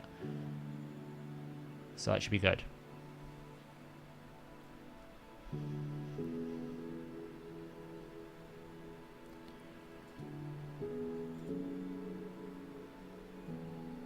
So, should be okay. Just get rid of some poisons. Boost. Drop 2 meter. Come on, can we take a head turn, please? Eat my Morley. Eat the Morley. Thank you. Oh, it's taken him long enough. Give me my Morley back. Thank you. Oh, we got our A3 refresh straight away. Nice. Who's been consumed now? You can never see who's the consumed target because of all these debuffs and buffs. Kill a Poison Cloud head now.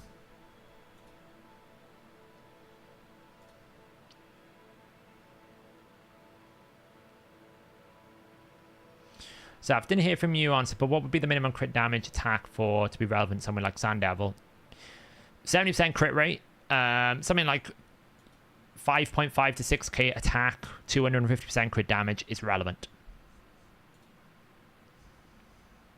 I'm actually going to be clever. I'm gonna kill the head. Because I'm pretty sure I've got Hex coming up in a minute. And then I'm going to attack the Suffering Head. Oh, I don't. Oh, that's annoying. Well, we'll have a boost in a minute. We'll just do some damage here.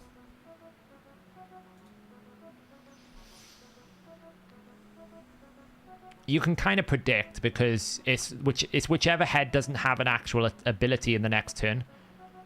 We're going to wait one more turn. I know it's dumb to wait, but actually what we're doing is we're waiting for an optimal setup because now we're going to put Hex out in a minute. And that Hex is going to basically allow us to then do lots of damage. Take this so we get some boost. I mean, I don't intentionally want to kill it with full turn meter, but it's very difficult not to. I really could have used an extra turn there, I'm not going to lie. I'm not even going to get a turn, am I? Okay, we are. This is the setup I wanted, because now I'm going to do loads of damage. Wasn't ideal, because we didn't have the increased defense on the head on the right, but it's fine. Suffering is weak on Ugo's affinity, this one, so it's like it's really awkward. We save the Provoke, because we might need it in a minute.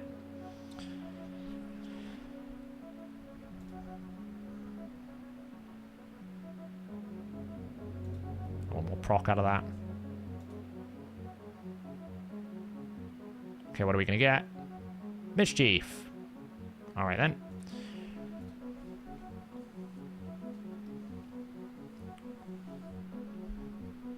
We probably can kill the Torment Head now, to be honest.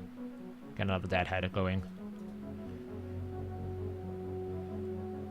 Yeah. Extra turn. Nice.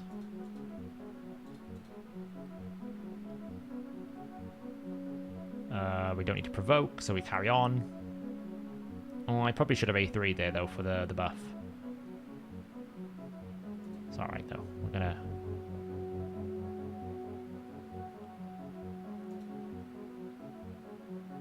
Might as well wait, because we'll kill it with normal damage.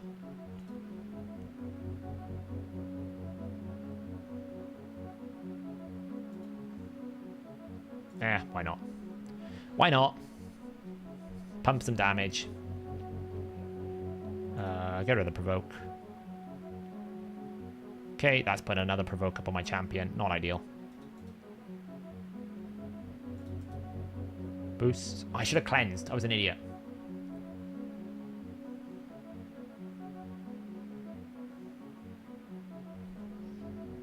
So you can see the reflex on Gnut is happening all the time. It just gives me a lot of uptime on the A3. And the A3 is pretty much the most important skill in this entire team because the A3 gets the champions out very quickly. The A3 is lots of damage.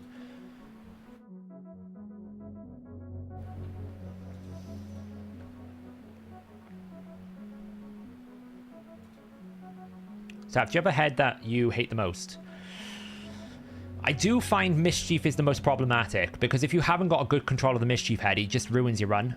Mischief head is probably the worst for me personally. Like, Wrath is pretty straightforward, Suffering's pretty straightforward, getting a good Provoker is pretty straightforward. The Poison head can be susceptibly strong, but it's the Mischief head that causes the most problem, because it's normally the Mischief head that spreads the block debuffs that ends the run.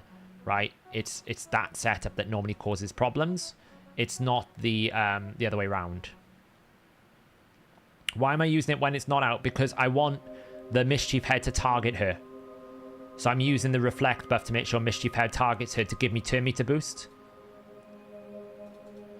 So when she has the A2 out now, the Mischief head will target her to give me turn meter boost, which boosts me back around to my abilities. So even though there's nothing to provoke, it's better to do that. Damn it! It's got the life thing in, so I can't use my A3. Unless Ugo's going to go before Gnut, which I doubt because Gnut's faster. It's fine, just kill the Wrath head. It's frustrating.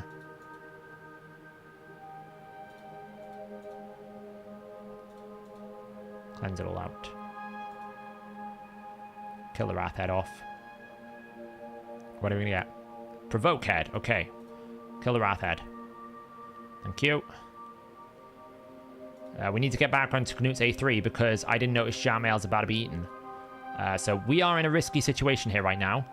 The situation being we need to get back round very quickly to Knut's A3. Otherwise, if that Torment head pops out of there and we do not have Knut available, we don't have Shamael available, we're in trouble. So this is like a risky moment for the team. Get that out. We're going to have to just ignore this for damage right now. Just keep hitting this head. We've got to Provoke up at least. There we go. Nice. It's good. That's the value of Reflex, by the way. I had that on a 3-turn cooldown. I got it back within, like, 1 turn. Because I got 2 Reflex procs and he went fast. See, another proc there. So this is why I don't use A2, because yes, it would be nice to have Weaken, but I know that 1 A3 is probably more damage than that A2 Weaken can do. If I can get an extra 2 or 3 or 4 of them out in a team fight, it will out-damage. It'll easily out-damage a Weaken buff, debuff, easily.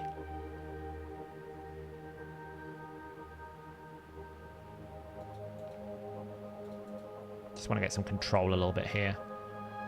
Let's just hit this head for a bit of damage.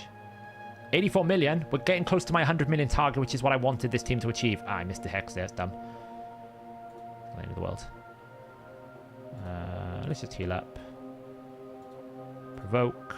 Getting only 1 turn provokes, which is scary, but it's okay. The hex back out. Knock out the head of suffering. Straight into that. Boom. Poison Cloud, don't care about that.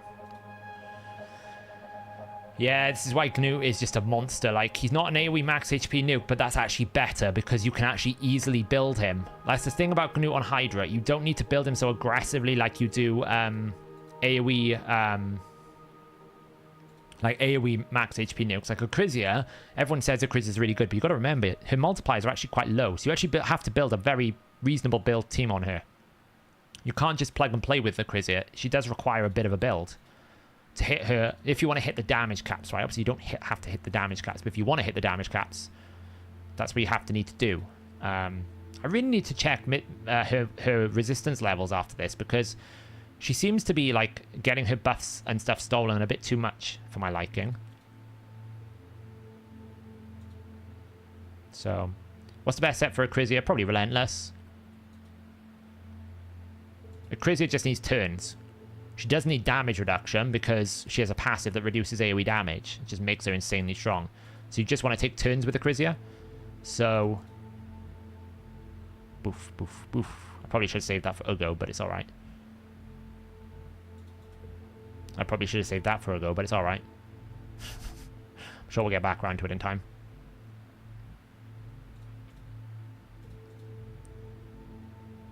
Yeah, Acrisia... The thing about Acrisia, she's a bit like Taras. She doesn't really need much. Taras has such a strong passive and such a strong kit set that he doesn't need like extra support from his build. Obviously he needs it for damage mode, but Acrisia, there's no point building really Savage because she's max HP capped, so you're going to hit those caps. You might find that you have to build a very strong Relentless build because you don't have the Ignore defense. But if you get some area bonuses, you start getting decreased defense out, you start getting cruelty stacked up, it really adds up. Get that out so it gives us some time. This is where I need to get back on top. What are we going to get? Suffering. Nice. Straight back out. See, this is the value of Knut's A3. I get my champions back so quickly. It's actually incredible how fast I can get my champions back with the power of Knut. Whereas some other champions, like you see the difference when Shamael tries it. It takes me about another 5 or 6 champion turns. Knut, A3, got my champion back. Yeah, this is nightmare. It's going well so far. It could go about 110, 115 million. This is why I wanted to bring Shamael into the team, because I just wanted more damage. I need to Provoke. There's some of these poisons. My Acrizia barely out damages my Gnut on Hydra with both of them around 250 Gnut caps. Yeah. Yeah, because you have to work hard to get Acrizia up to a cap. She's very, like, her multipliers are not the best. And she's AoE, so she suffers heavily from penalties. Like, Gnut here, doesn't really matter what head configuration's out. When the Suffering Head is out, you just lose a hell of a lot more AoE damage. Like, it's 47%. So half of your damage is lost when you're using someone like a Husk or an Acrizia or a Royal Guard. Whereas here, because all of my damage is single target, I don't worry about that passive. AoE damage dealers are not great for Hydra, generally speaking.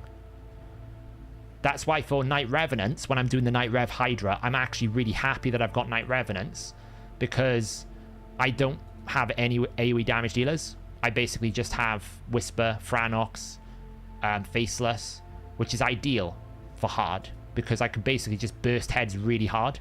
Because they're extreme single target damage dealers, they can do it much better.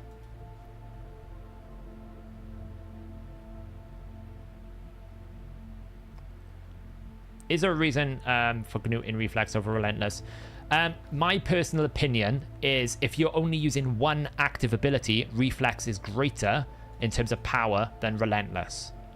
So because I'm only using his A3, I can basically go Reflex. I'll get more efficiency out of that. Oh, it's kind of annoying. I'd have preferred that over there, but it's fine. Let's just take you. So I can get more efficiency out of it.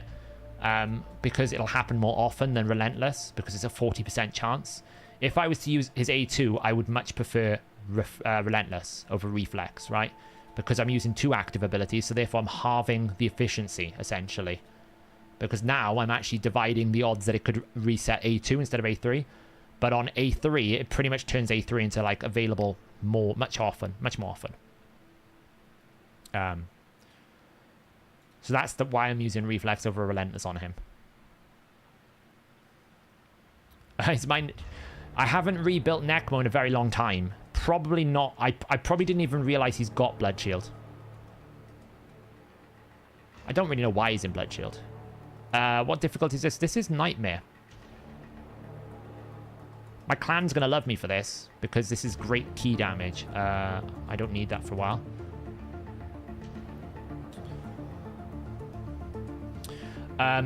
Because she's a 3-turn cooldown, I'm guessing that's what Elixium's answer will be. She's a 3-turn cooldown full cleanse with increased speed, where Duchess doesn't do that.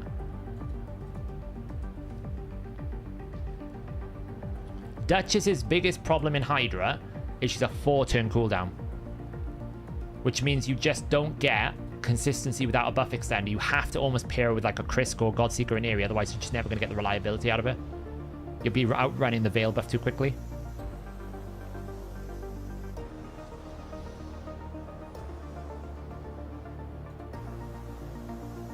This will probably be a record run for me, yeah.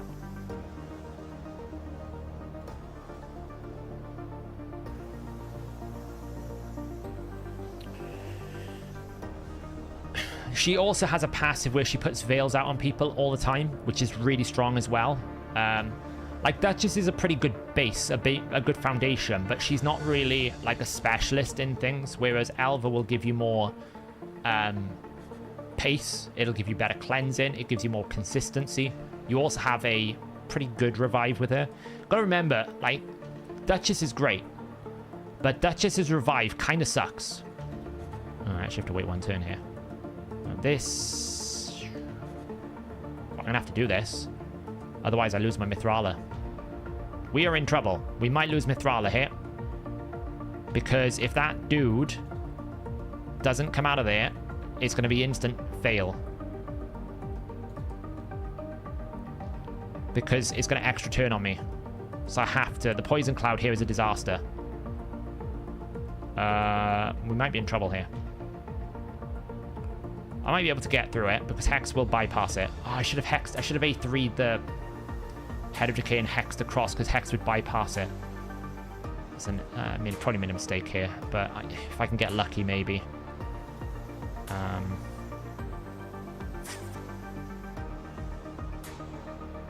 only have one buff, so I can't ignore defense. Let's try it. 3k, 3k, 3k. It's not a lot.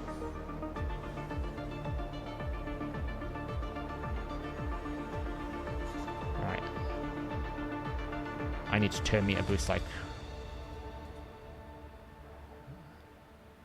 So I need to focus a second, because I have to get somehow turn meter boost back around to try and get some damage onto that head over there. I don't even know if I can. I think I've lost my Mythrala.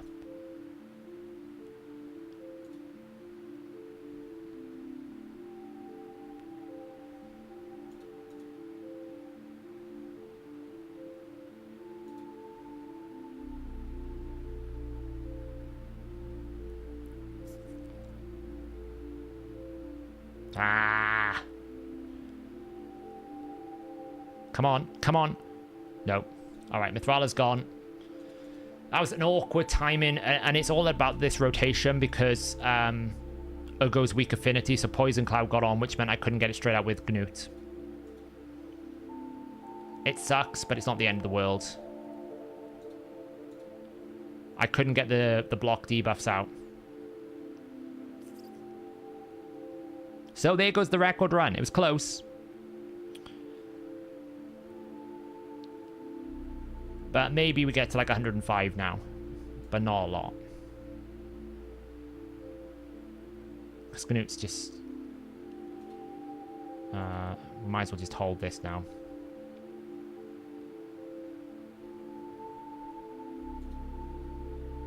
That was really annoying.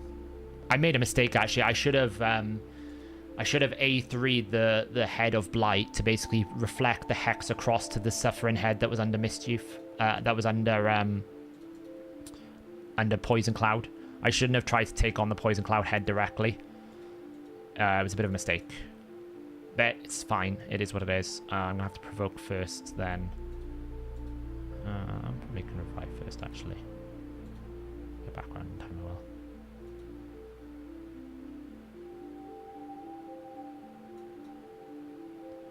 It's unfortunate of that series of events.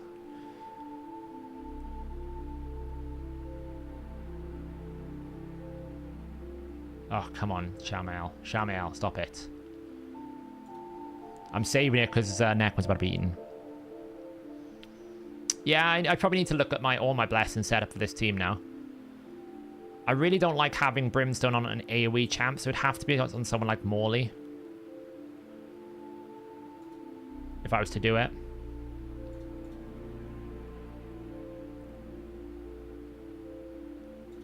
See, this is what should have happened last time. But because there was a Poison Cloud, it neutralized my damage. There's not much you can really do about that. But if I'd attacked, yeah, even if I hadn't done that, even if I'd attacked like the head of... I actually need to be a bit careful here because I haven't got a cleanse for the moment. Even if I'd attacked the head of Poison Cloud, I probably would have been able to do enough damage to the Poison Cloud to put the hex damage across to the Suffering Head. Just kill this off now. Once Gnut gets eaten, this team is over, basically. Once I lose Gnut now, this is probably a done run. So... But still, we hit 100 million, which is my goal. That's what I wanted to achieve, was 100 million. Because we've lost Hex, which is a main problem. It's a big source of damage.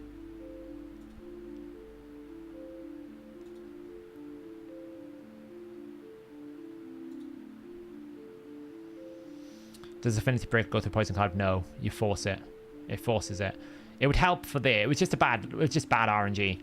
You know, we are at the end of the run. We're at 200 turns, right? So it was just one of those situations where we just had a really bad set of circumstances that caused that. It's not really anything you can do about it. Had I played it a bit better, I probably would have got her out. But it's not going to last much longer beyond 115 mil anyway. Because the consumption timers now are getting too difficult. Please. Okay. It's not ideal. Oh, we've hit battle limits. We need a cleanse here.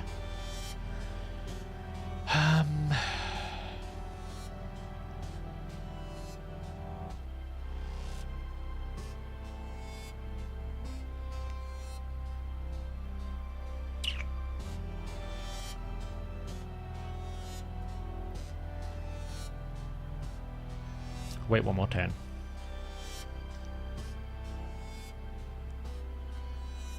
We got one more turn to... I need to get rid of the life barrier. I probably have enough time to get back around him before they decide to eat him. Do you know what? I might actually just kill her. I might just kill the Ugo. I'm just going to kill the Ugo. It's fine. I can revive it. I haven't got time to wait because he's going to get consumed. It's going to be harder to get it out this time because I don't have the extra buffs because I've lost... we've lost Mithrala's buffs, so we don't have 100% ignore defense. We only have like 50%. Still enough. It still should be fine. Depends who eats us now. That's a good Ugo. Didn't weak hit anyone. Right, Wrathhead. Okay. So now, how much can we... Oh, this ally protection is up.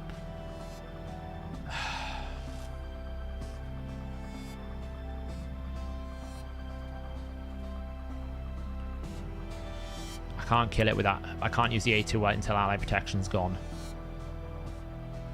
We are going to take an absolute hammer in here, I think. Gotta find out.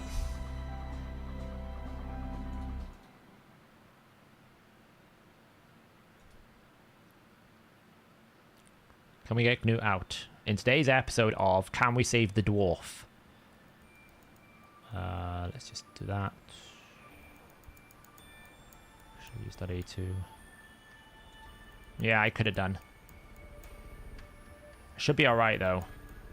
I'm just waiting for the allied protection to fall off. Once the allied protection falls off, then I can give it a go.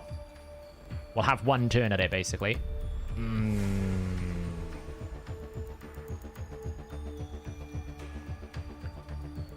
Well, that's the run over.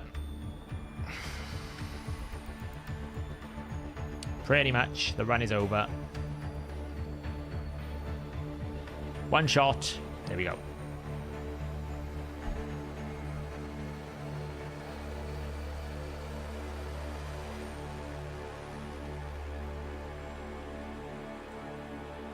It's alright though, 105 million is not bad.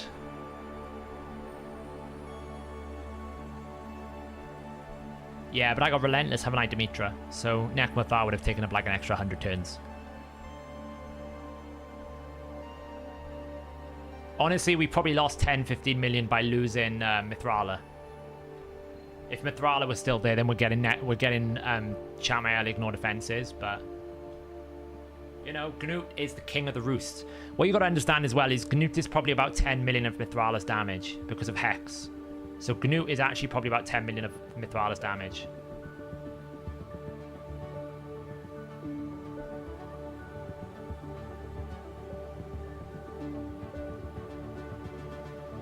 It's good.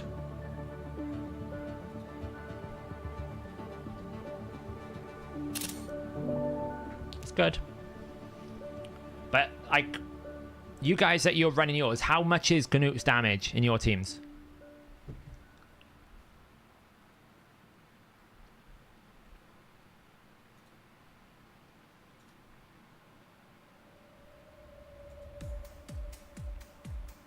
Yeah, someone sent me another one. Gnut, 40 million in Reflex. They got Cantor in their team instead of Morley.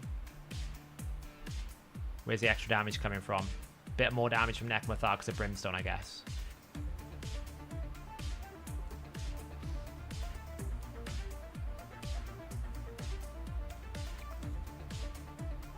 Let's have a look at Earbads. Earbads got 52 million on his Gnut, 39 million on his Shamael.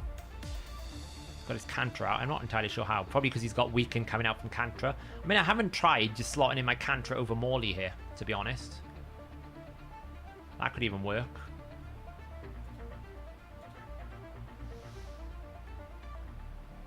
$55 mil. Okay. What's my blue bar there? What blue bar?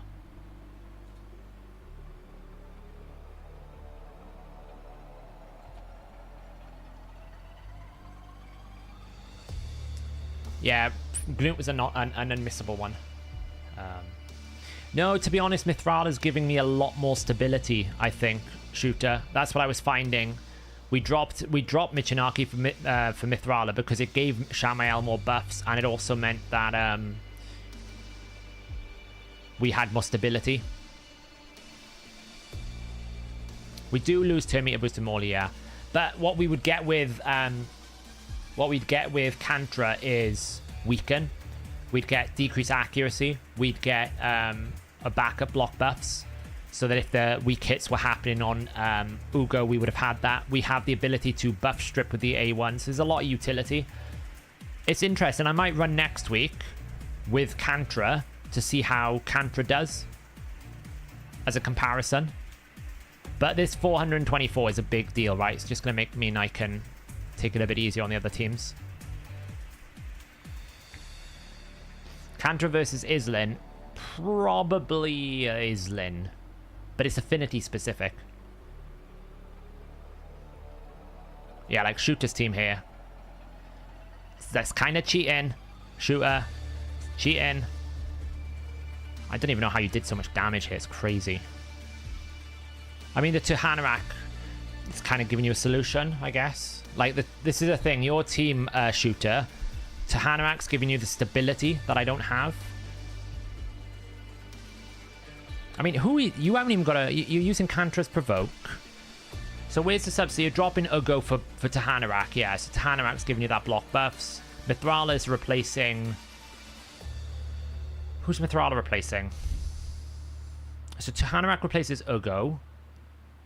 Mitaki replaces Shamael. And Kantra replaces Morley. Solid. It's crazy stuff there. So, look at this. Crazy team. Mythrala gives Mitaki so much damage. Yeah, I guess. I had my Mitaki running Relentless, though, so Hex was always up for me. The biggest issue is I didn't have, like, a Tuhanarak to go with my team, right? I didn't have the stability.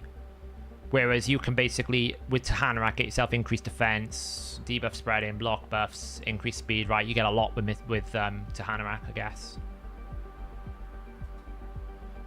It's interesting, though. I'm pretty happy with my team. But you can see the damage differential with Morley and Ugo, right? That's where the damage losses are when you compare it to Shooter's team here. It's not that one. That one. When you compare it to Shooter's team here, like Tuhanarak is dumping another 10 million. You know, that's a big damage boost. Kantra's dumping 14 million. I do have a 5-star Kantra, see.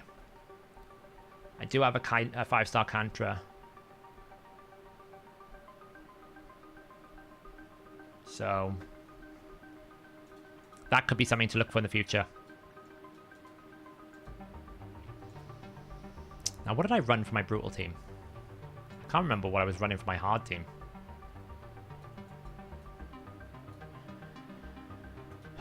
What did I run for my hard team last week?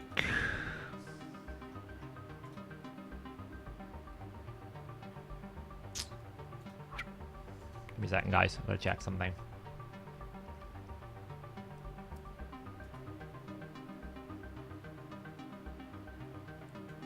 Yay. Fun, fun.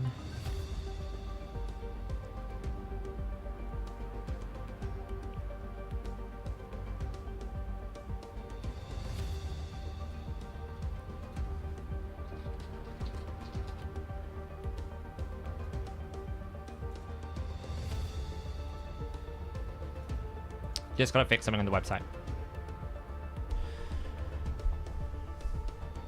When Tuhanarak spreads Hex, does she get credits on the initial? I think it's the initial.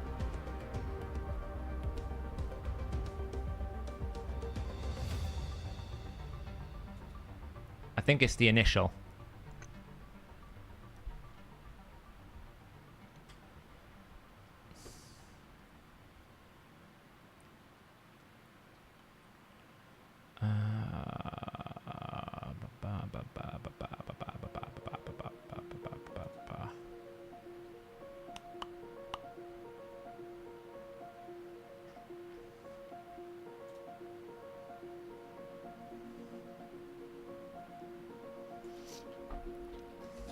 So I just need to check something a minute. All right.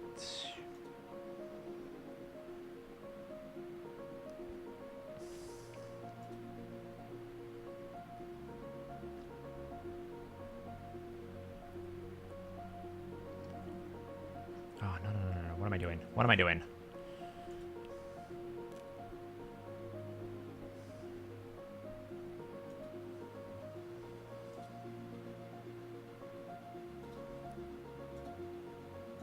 Talk amongst yourselves for a moment whilst I fix an issue that has occurred.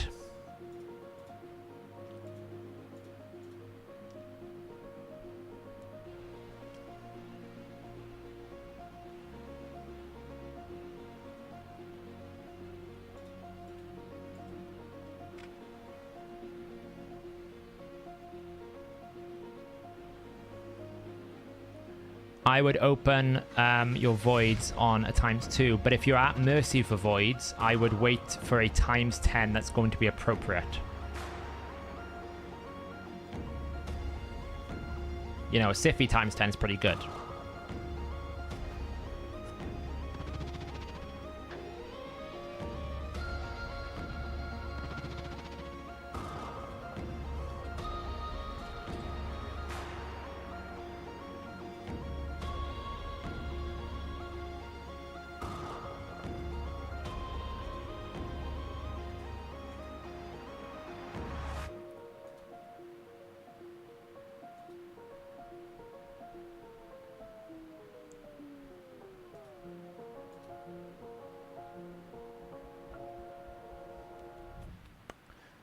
Is it going to work for me?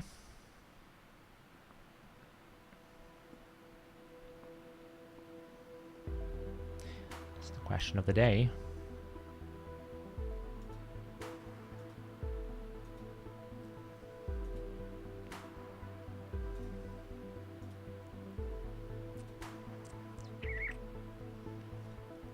I'm going to be using martial art at the minimum effort. No, martial art's better than Razzlevog. Because basically his AoE is constantly considered.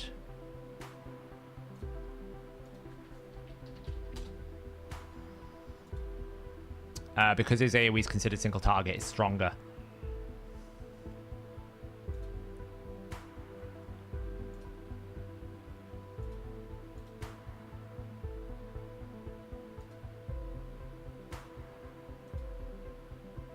Okay, let's see if it's going to work.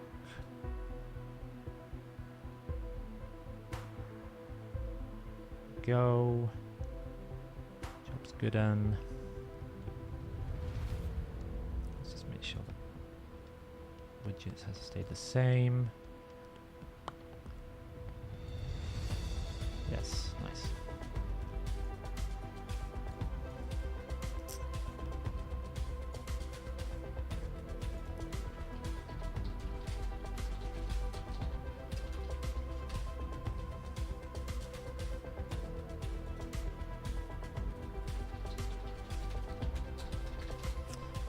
Sorry, just had a quick website thing I had to fix. Right, so where is my team that I built last time?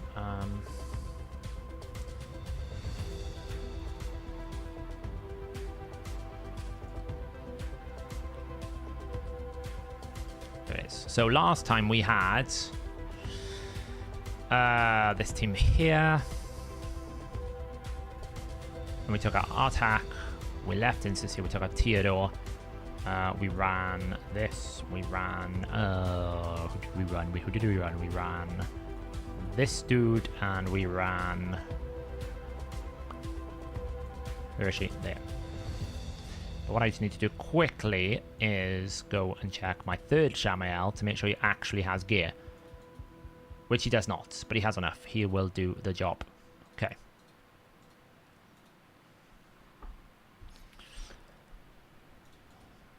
This is the way. Which difficulty did I go in? What difficulty did I go in? Hard?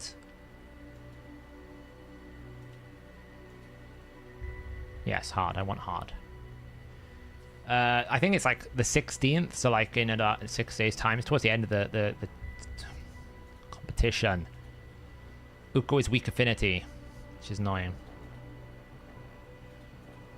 Would UDK stop all damage if he thinks the AoE hit is a single target? Don't know.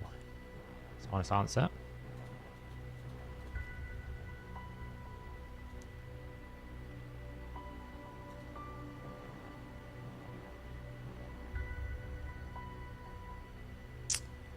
I don't remember how to set this up.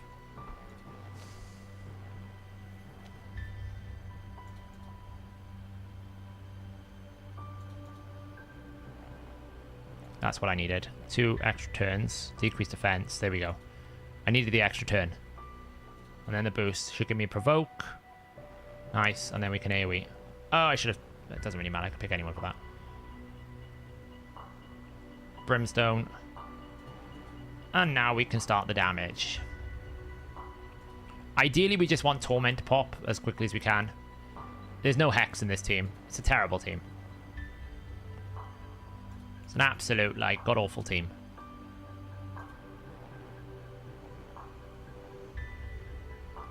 I check the Soul Merchant every single day for the champion that I want.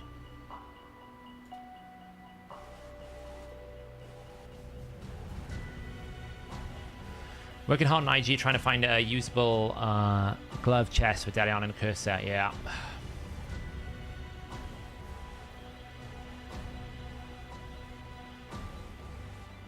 We had Marinix as a Hex fusion.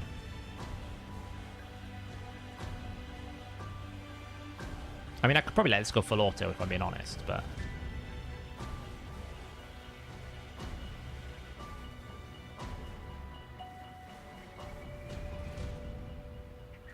Who's going to take a turn? Nobody. Throw it out there.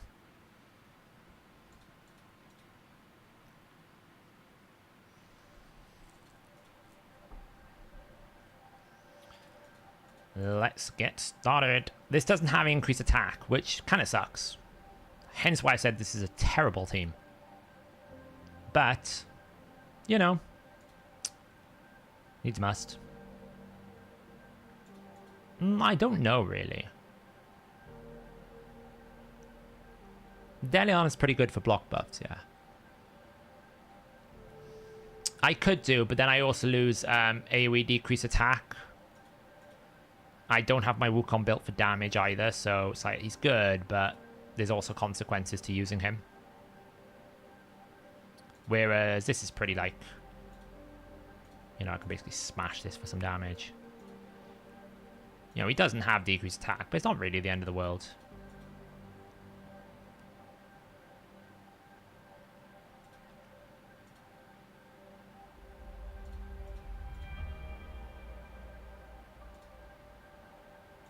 I should be using his A3 more for the increased speed. Oh wait, he gets it here, doesn't he? So that's fine.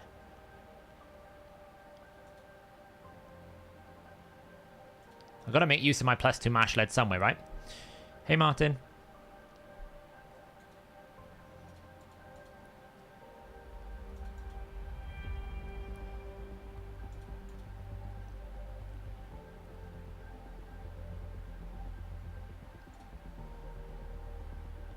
Suffering should be the Brimstone target, right? If you're ever building a Hydra team, you want an AoE, you want a single target Brimstone champion, and you want to be picking the Suffering Head every single time, because it is the Suffering Head that gets the most use out of this. Ah, it couldn't be much better.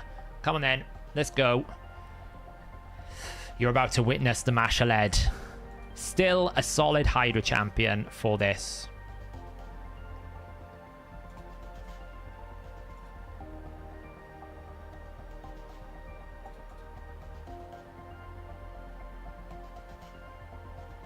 See, we get the double proc. This is why Suffering is really good, because you get the activations almost all the time. Always has abilities to use where most of the other heads just don't. So now what I'll do with Cantor is I'll avoid using the A2 and keep A1ing until I can reapply the Suffering. Oella's in this team just to basically provide assistance. She's here to basically provide assistance. We are going to lose our primary damage dealer, as they say, for the first time. Not ideal, but, you know, needs must. How much damage did you do on the Nightmare with that team? Well, with this team or my last team? This team I don't do Nightmare. The last team did 105 million. I'll show the Cantra build after this, by the way. Someone was asking about Cantra. I totally forgot to put the Cantra build up. I'll show it after this.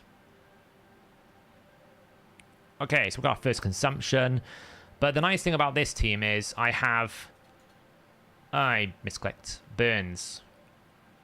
And I have basically enough forms of damage that I can get my champion out pretty quickly.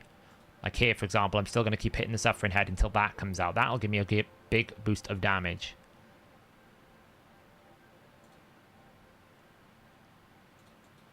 So I should be able to burn in a minute now. That'll proc some damage here. Should have done. When he finishes his ability. Why didn't that proc damage? That should have proc damage. Or maybe I just didn't see it. Because he used his A2. It's an active ability. I don't know.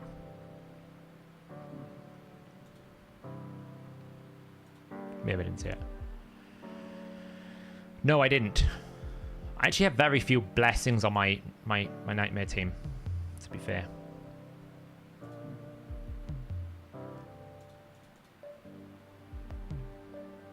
It's fine. Brimstone's going to come out there, so...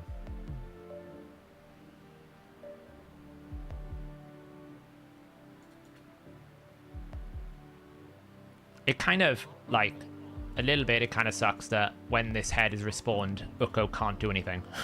Like, can't actually place his debuffs because this counts as a buff. It's right. It's, like, kind of really annoying, but...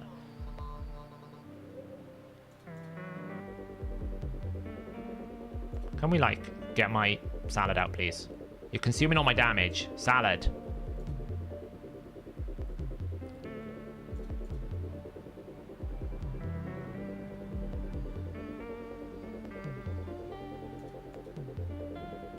Where do you select the balance between damaging dead heads and chipping away at the healthier heads to get them downed? Normally when there's a dead head, you want to try and do as much damage to that as possible. Nice salad. Like, you don't really want to spend your time attacking other heads unless it favors you to. Like, if you need to because of control. We're just a little bit imbalanced here. That works out okay, actually. Got a little proc there. Heal up. Got the burns. Sissy Affinity is a problem. Not gonna lie. Stole it back. Really? Oh, Lord above. They're playing tag team with the buffs. A beer on me for acknowledging the power of Morley, despite the negative first impression. Hey, that stream, I was in such a weird mood. I've never been in... I think that was like the worst mood I've ever been in on stream. And it kind of telled, right? Because I was quite dismissive of people when I'm normally quite open to ideas. But I don't know what mood I was in on that one. I was just really frustrated by the game, I guess. So, you know, I'm the first to say when I'm wrong. I was wrong. She is good. She can do the job. Just required the right setup. As I said, I do think it was less about the speed, because I know a lot of people in the chat at the time were like, oh, you need to speed him up because she's too slow. I actually think the majority of the problem was around Wuji, and she was taking the turn meter passive away. But thanks for the 50 knock. I'm going to guess that's Norwegian. I got Solus a few weeks back. Is he worth building for Hydra? He's actually one of the best provokers for Hydra, because you get lots of damage with it, and you also get buff strip. It's like a Giga Charge Cantra, in my opinion. Solus is very good. I'd highly recommend Solus for Hydra. We just don't talk about him a lot, because it's a Void Legendary, and it's not as flashy as an Acrisia.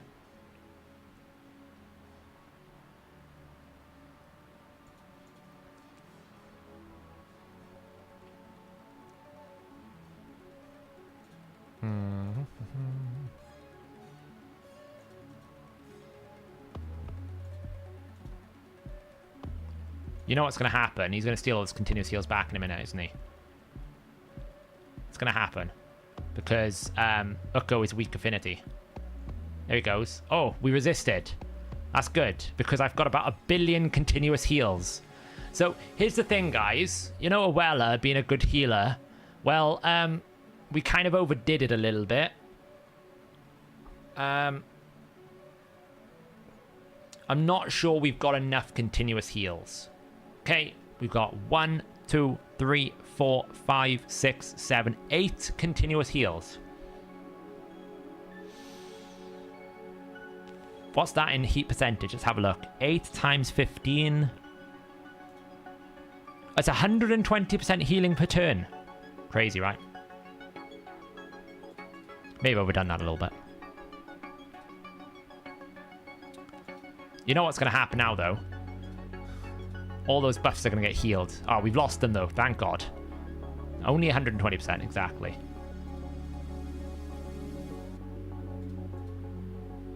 The thing is, every time he got attacked, he gets a continuous heal from a Weller passive. He stole them back, and every time he A3s, he gets continuous heal, so...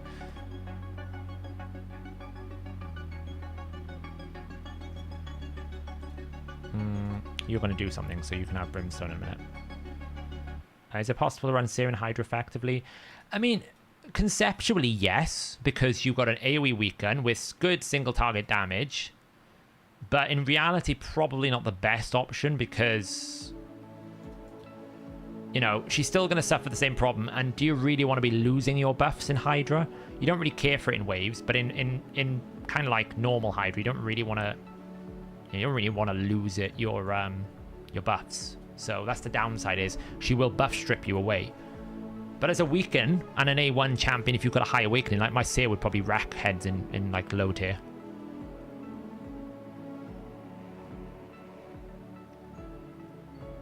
Yeah, Barsatha's like the lizard, it's the vomit frog of Loriarca, right? Loriarca's tiny for some reason. Don't really understand why.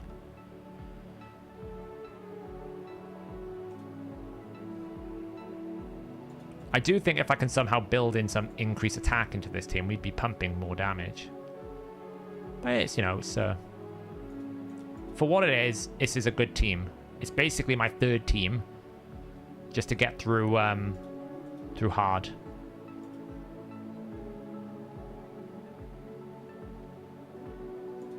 And when it does get rocking, it's pretty, like now we're in good damage territory. This is going to do a lot of damage. Let's just pump that for some damage.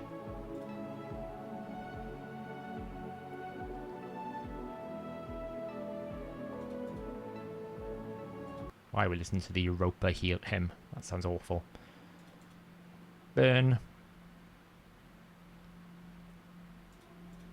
Some turn meter. Another extra turn. Nice. We do have a Relentless Sissia here, which is kind of helping.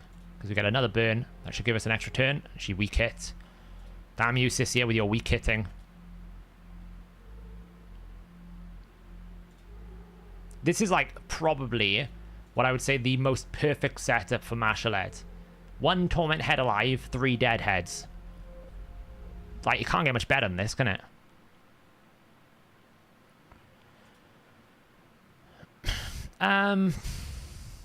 Yes and no. The problem with Barsatha, he doesn't bring anything else, does he? Do you really want to consume a spot? I can just bring like a an Anithri or a Constantine or a Fenax and just one-shot the Wukong.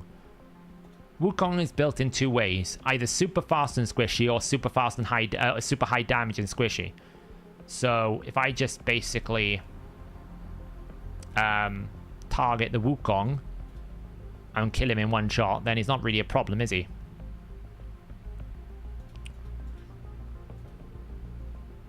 But, you know, maybe I'm wrong. Maybe there's something you can do with Barsatha.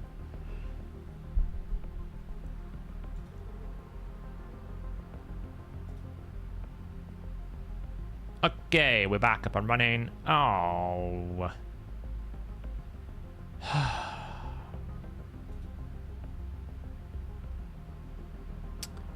Thanks. That might wipe the run, actually. It's a fair possibility that could wipe the run. Because I can't put block buffs up. Because there's 2 buffs up. We'll find out. Yeah, I would imagine it is. I just haven't had a chance to build it. I will probably, like last week I was running this and, you know, I was really frustrated with it. I just threw him in. I actually did like 80 million last time. I did a lot of damage. So, I'm going to probably need that in a minute. 1.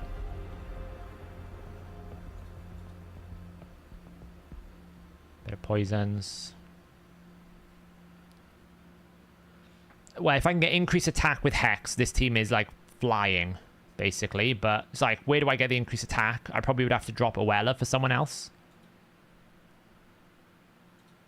I could probably take that back. Oh, well, we killed that.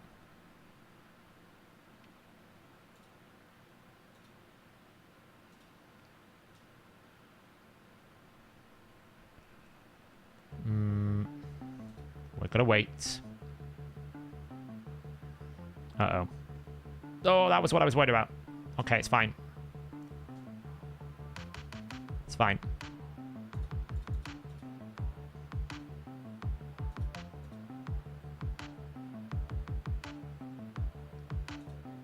Can we just, like, try and take some things up? Oh, we got rid of the increased attack. That was clutch. Of all the things to take off him, we took the increased attack. That was good.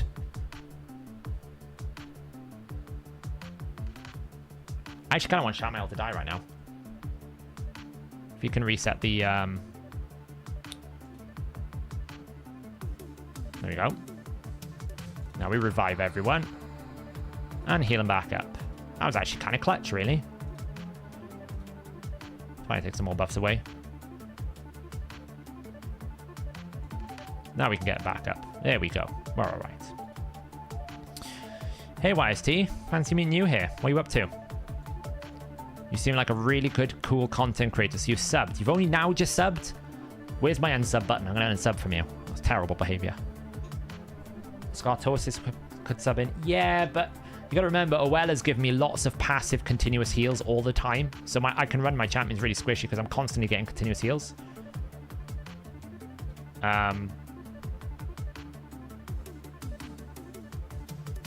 So... yeah, Saladin Hex, I would say. Put basically Saladin Curse Set, because you're constantly AoE in. Full damage Curse Set. And then bring someone with increased attack. And we're laughing. Like, I'm not going to do it this week because I'm tired and I don't want to have to do, like, loads of runs.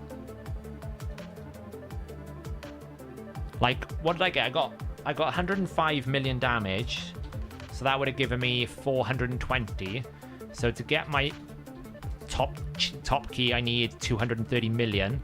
So probably on a ×2 here, if I can get to like 60 million, that's really good. I can't just go full auto because I still need to do enough damage between the next 2 keys. It's the only downside.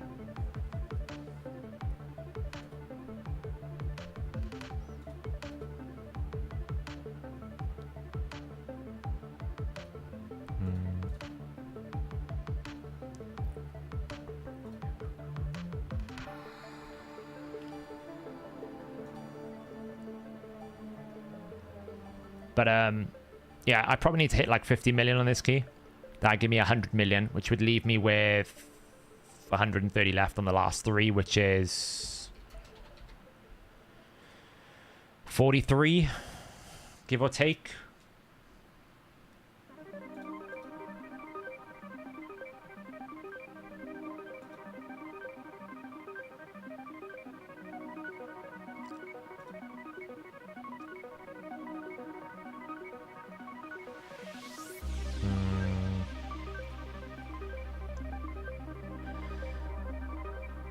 Yeah, YST is really suffering with the Cornelia nerf. That's got to be the weirdest change of code that I've ever seen. The Frenzy set change. I actually cannot find any justification for changing the Frenzy set. Like, does anyone actually have one? Because Playroom haven't provided me the reason why they changed it. They just changed it. How do I find the 3% on Awella? What 3%? The decreased speed?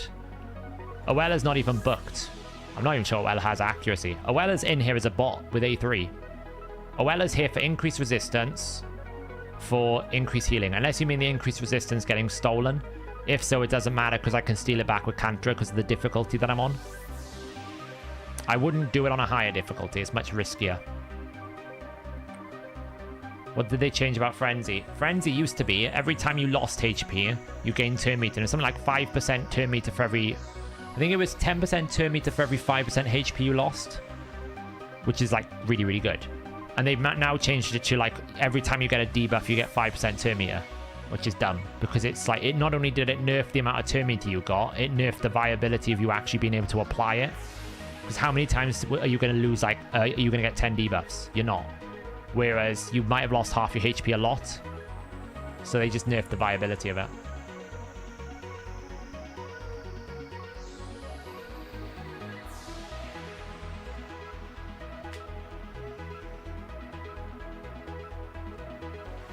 Well, they nerfed Frenzy, which nerfs Cornelia. Just like it nerfs Nogdar. Because he was really good with Frenzy.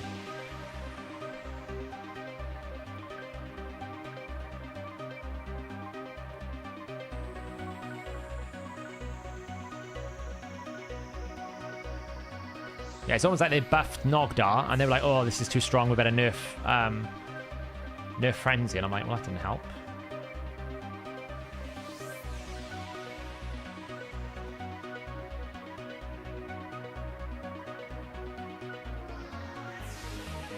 What are you gonna get? Provoke. Okay, that's not great.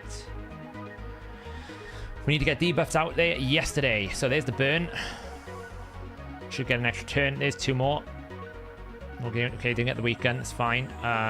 Let's put a heal reduction on it. That weak hit as well. Let's put a decrease speed. Nice. That was a mistake. I shouldn't have done that.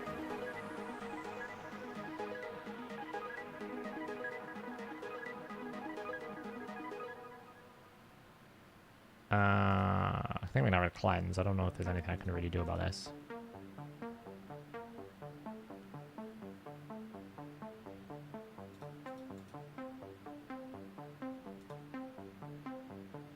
Be nice if I could kill 2 heads before the cleanse comes in. Not gonna lie.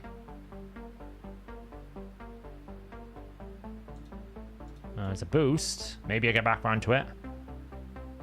Can we get back around to it? Cantra. Cantra. Oh, we did. Well done, Cantra. We're proud of you.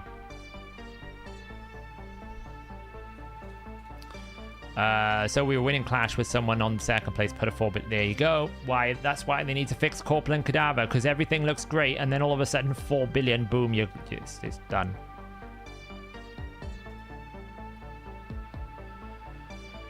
Sucks. I feel sorry for you, Elyxium. It's nothing we can do about it. It's just bizarre why they haven't fixed it yet.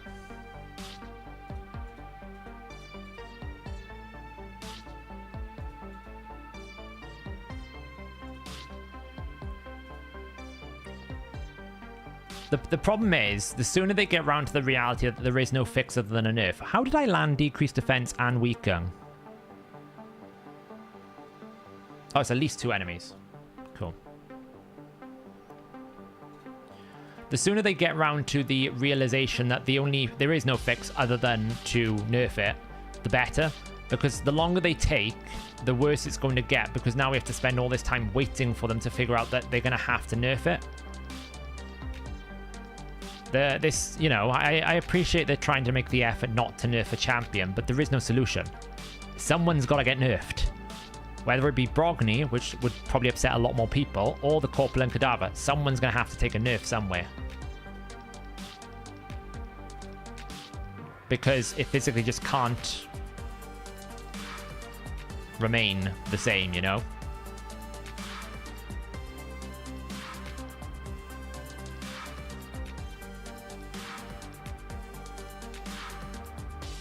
We got no Torment Head, which kind of sucks.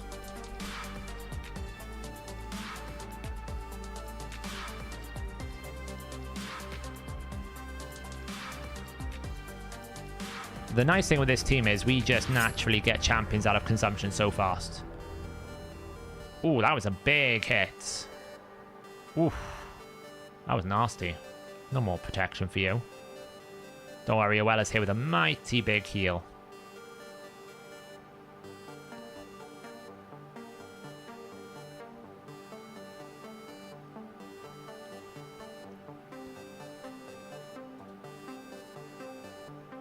Oh, we've got 120% healing again on Martial Ed.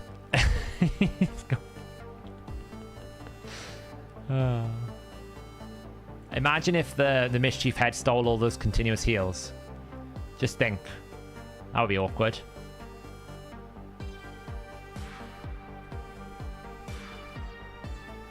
Oh, I know. That's the thing, Sniper Goatia. The crazy part is they instantly bug fixed Nogdar when it's breaking Sand Devil. They instantly nerfed things like the Emic when it was breaking in test server. But the Corpulent Cadaver, just because a few people built Infinity Comps, is like, well, I'm sorry. For the good and health of the game, we need to get rid of this Corpulent Cadaver team because it's just destroying Hydra.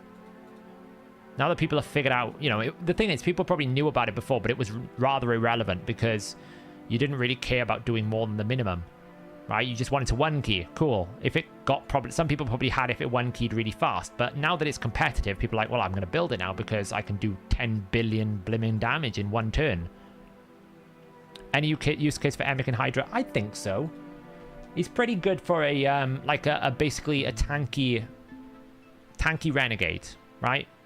It's going to help you get back onto your abilities quicker. He's going to give you a nice shield. He's going to basically give a bit of taunt and protection. Unkillable is nice. He's a bit risky from a Mischief tank point of view because obviously if you lose the unkillable and different things like that, it can cause you problems. But it's not the end of the world. But his A2 is quite nice. You know, the shield plus the cooldown reduction. That's quite nice for Hydra. I don't think it's his best area, but it's pretty good. Yeah, I mean, Trunder's on the list as well. But at least Trunder requires you to have, like, some God-given gear to do it, right? You can't... I know some people would argue that, you know, to build the Infinity Comp is quite a lot of effort as well, but I think the Trunder team requires a lot more effort, right? The Trunder team requires you to index a lot more champions into specific ways to do it. You don't just auto-roll them. Whereas I feel like the Cadaver team, as long as you get the right champions, it doesn't really matter how big they are in terms of a build. It'll easily do 4 billion. As in, like, not actually 4 billion, but billions of damage, you know what I mean? It doesn't, what I meant is it doesn't require you to, like, work hard to get to high numbers.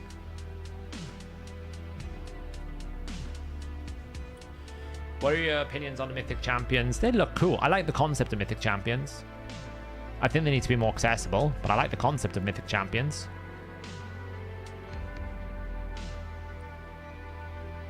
I'll probably full auto this around about 55 million.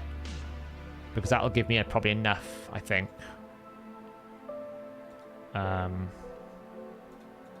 We'll see. Maybe I'll go a little bit more.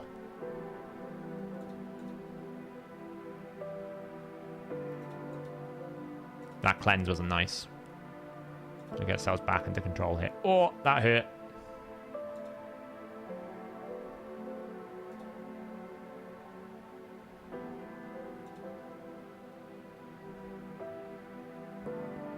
Well, if you're going to kill my Shamael, kill my Martial Ed, do it now, please. Kill my Martial Ed now if you're going to do it, because it resets the timer. I'd rather not have Reflect on you, thank you. Thank you. Perfect. Now, as long as he doesn't die, let's get him back up and running. Revive. Well, that's a little bit of a spot of bother we're in. It's fine. Throw that. Heal them all up. Burns. Drop that. Start taking away some of the buffs. Come on, Ukko. Do your job, Ukko. That's what you're in this team for, to remove buffs. I mean, I'll be honest, the Wrath Head kind of scares me right now. Can we get rid of the increased attack? Yes! Kantra is clutch today. She just took away the increased attack, which is the biggest threat of that. And we can take the rest away. Nice. Lovely. Okay, so just taking them back. Not nice. It's like we're playing ping pong with buffs a little bit, but... Take some more away. Right, what do we take this time? We're taking 2, okay.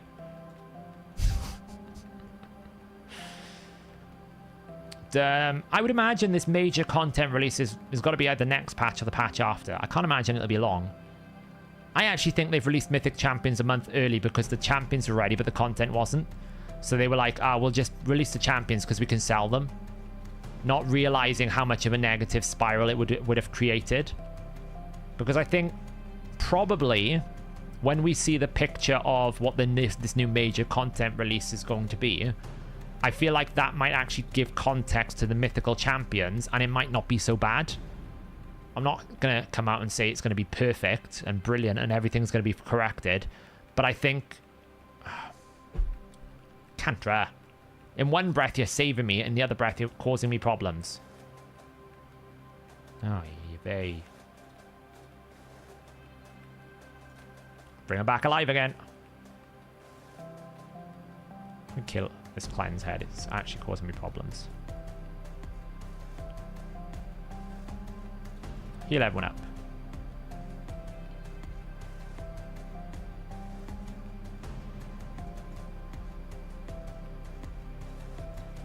Burn. Take away the reflects.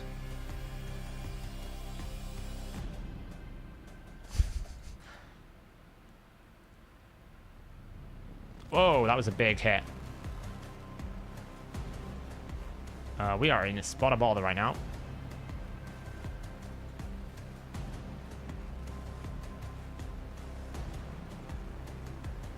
Thank God. All I'm saying is the Suffering Head is the one that's eating my champion right now. Oh, we got it back just in time. It's close. Revive.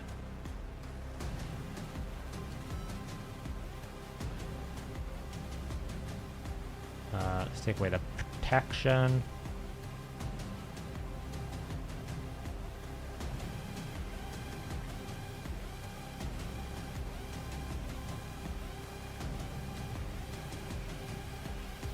Boost. Double tap. Right. Kill a Wrath Head. Right, we're back under control. Let's get Suffering. Here we go. Yeah, so I think when this new major content release comes, I think it's going to make more context to the mythical champions, right? I think that's where we're going to be able to get the books. I think that's going to be where we're going to be able to get things like this head of like cleansing head needs to be killed. It's causing me so much problems. I think that's where we're going to get context around like the mythical champion. Maybe we'll get more primal quartz, right? A lot of these things that we're kind of like, where do we get these things from right now? I think that's where it's going to make sense. The problem is they released it too early. So they released these champions without that piece of content. So what we end up having is this situation where now we've got these new champions and everyone's like, cool, I can't get these new champions. What do I do with them?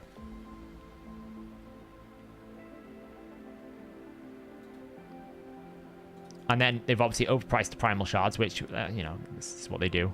They have no concept of what is worth much. I mean, let's face it, they still value like 100,000 silver highly. They still value sacred shards at like $20. We all know that they're not worth that kind of money. They still value it at it, so there's nothing we can really do about that. But I do think, as I said, the major content piece is going to add context to the mythical champions that we don't have. I just think they released these champions in one patch too early. That's what I think.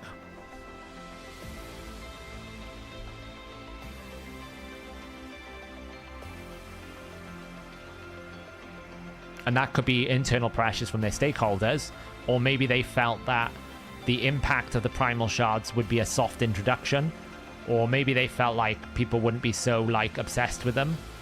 I don't really know the reality or the cause, but I can tell you the outcome has been the worst negativity that I've had in like, I'd say 24 months. This is up there with the reaction we had when Empowerment came out and when Hydra first came out.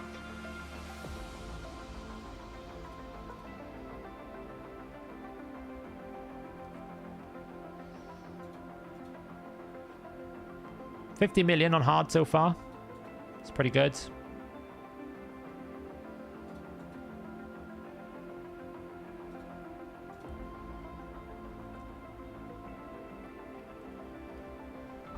I can probably put it on auto, but I kind of want to get to 60 million. That'll give me 120.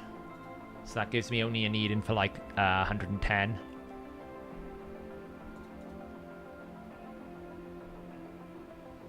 Yeah, people quit over Hydra.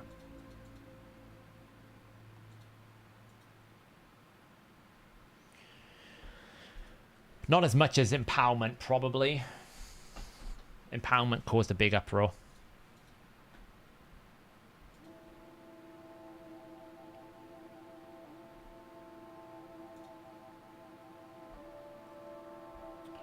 Honestly, the best time was when Doom Tower first came out. Because the Doom Tower champions were worth chasing. The bosses were challenging. They were releasing new rotations, so we had new content every month. We haven't had any good content since Doom Tower, in my opinion. Because as much as Hydra is better now, I don't think Hydra is what I would classify as good content. It's too champion specific. If you haven't got a block buffs champion, or you haven't got a good provoker, you know, it's kind of like rubbish a little bit.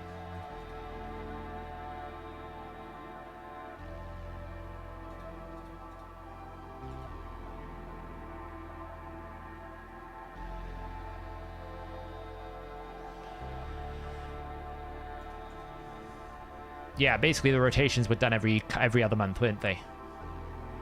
Like, in my little 40-minute rant video that I probably will never release because it wasn't very good, I was saying it's such an easy win for them to make a 4th Doom Tower rotation using the same bosses but in a different rotation with different affinities, and make a new floor config with some of the newer champions, and then add the secret rooms back in, add 3 new sets of secret room champions, but change it so that you can pick the champion you want to work towards. It's like an easy win to me. Yeah, thanks. I need to buy my tag team refills. Yeah, I know. That's a good point, actually. I'll do it after this run. Like, it seems like it's just a free, easy win for me. Just literally take Bommel, put it on its own rotation with, I don't know, like Iragoth, right? You could even put Sarath, Iragoth, Dark Fae, and maybe like another boss, so that you take like the capstone of the bosses and put them on another rotation. Just change it up. Here's another thing you could do. Put in Brutal Doom Tower. Here's another thing you can do. Put in Hard Mode Faction Wars. Here's another thing you can do. Put in seasonal style effects on the Doom Tower, so that there is a bonus or a negative to certain factions or certain specific effects or certain specific champion roles. So what you end up doing is you force people to change up the way that they play the game. So it isn't just go in, kill it all with Kaimar and Seer and you're bored. That you actually have to think and strategically change your teams up. It's not boring to do that. As long as the challenge is diverse enough that you can beat it with lots of different types of teams, then it's fine.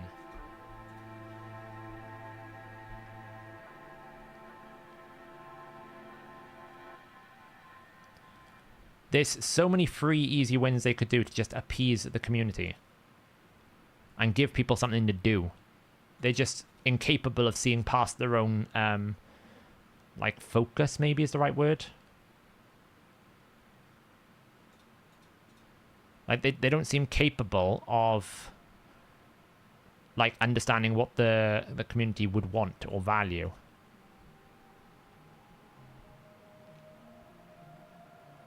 I'm probably going to get smashed here. That's why I haven't revived yet.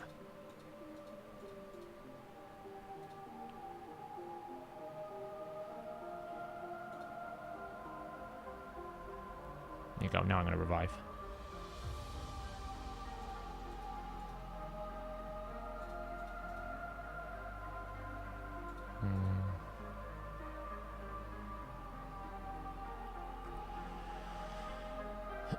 They basically, in Cyrilla's interview, said they weren't going to do new champions because they felt like it took too long, which I agreed with. They refused to basically allow us to pick the champion, which would be the better solution. But they also said in that interview they didn't want to just basically do what they did, which was give you just forge materials. They wanted to give it more rewarding. Now it's just basically a bit of material. So they basically did what they said they didn't want to do. So I'm a little bit at a loss, I'm not going to lie.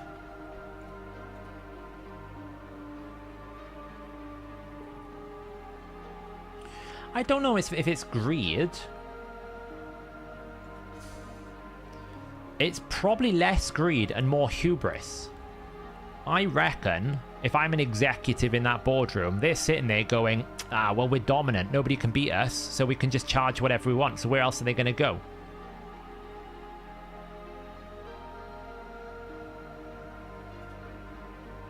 Wow, that was a bit of a nasty hit.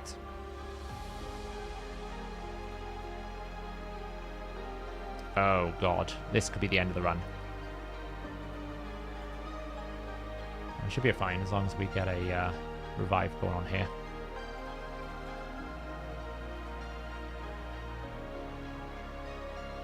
No, not the counterattack. Oh, thank God. Whew, that was close. I mean, it is nearing the end of the run, though, because we are running out of durations.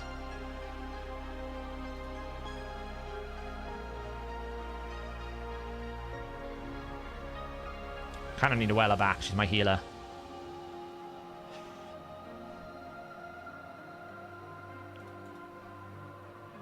Weaken.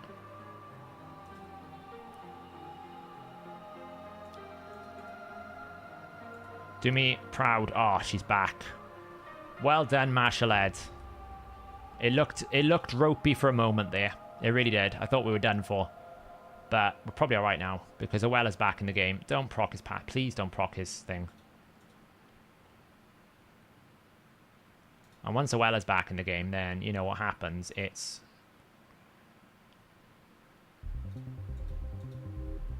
might as well just do that. I'd like Owella to get a turn. There you go.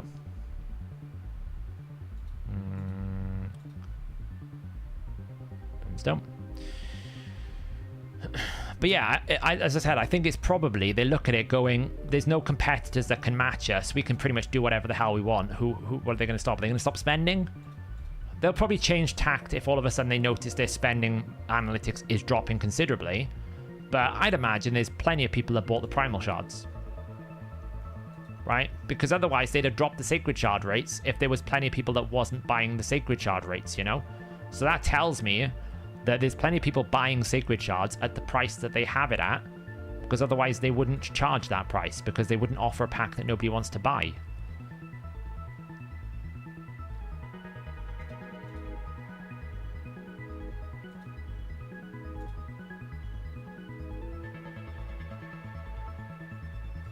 But it is a problem because hubris can quickly turn on its head. You know, if you upset the apple cart too much, then your hubris can quickly turn into a loss of product because people have turned away and moved to something else, right? That's why you always have to be on your toes about competitors, because it only takes one bad update or one mistake or one thing to cause it. And if you stop caring about your customers, then your customers are going to take their business elsewhere eventually, right? Gamers are going to go elsewhere eventually. Look at World of Warcraft. It's taken them 20 odd years to get there, but players are starting to now go away from World of Warcraft. But again, they were in a situation where pretty much they could do whatever they want as well.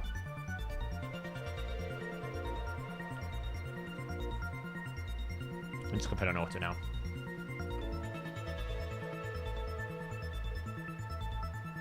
Otherwise, we're gonna be here all day.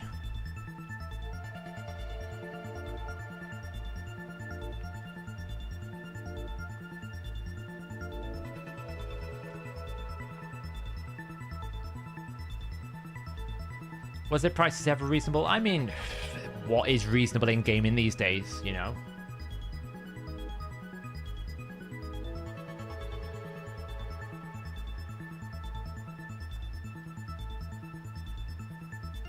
Exactly, Zombie, I agree.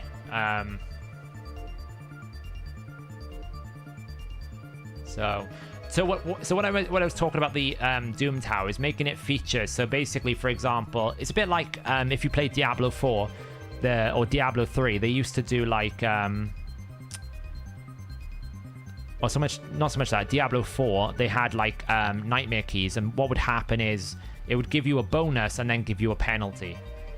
Awakened Chaos Era did this, where there would be like a bonus to specific things which made a champion particularly good that rotation. Versus another champion that wasn't particularly good that rotation. So how would you build Skaramis as a Mischief tank? I think Earbad built Skaramis. I don't know exactly, but I'm sure Earbad's used Skaramis in his free-to-play account. How much longer until the Fateless game is released? We're quite a way off yet. It's months. Probably years at this point. Like, you know, we're talking like 18 months. So... Is Artak, is Sissia better than Artak? For this scenario, yes, because she gives me decreased defense and weaken. Like, you'll see the end of the results here, the amount of damage she's actually doing. She's given me decreased defense and weaken, and a wee HP burn and activation. So for this scenario, she's better.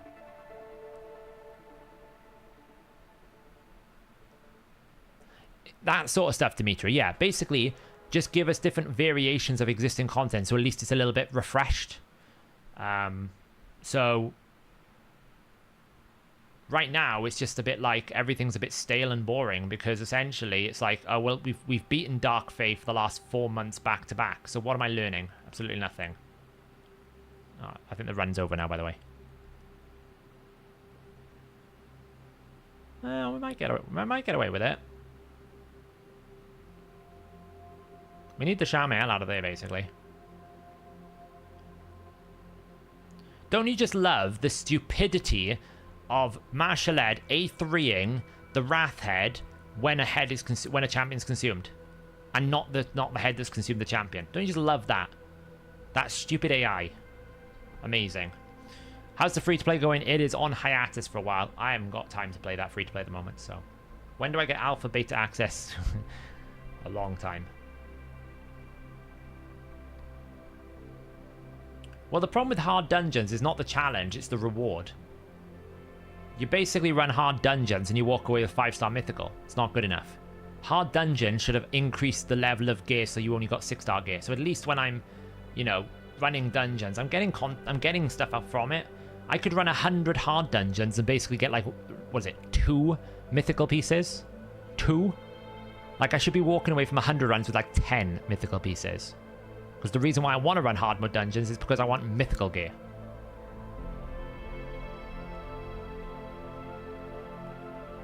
Tomorrow, no, I haven't. But it is what I will say about tomorrow's event is it's double efficiency. Normally it's like divers with artifacts or champion training with divers or summoning. I thought it was going to be summoning, if I'm being honest. But actually having artifact upgrade and champion training means that point acquisition should be quite efficient, because both of them are normally the dominant point earners, so it should be quite good.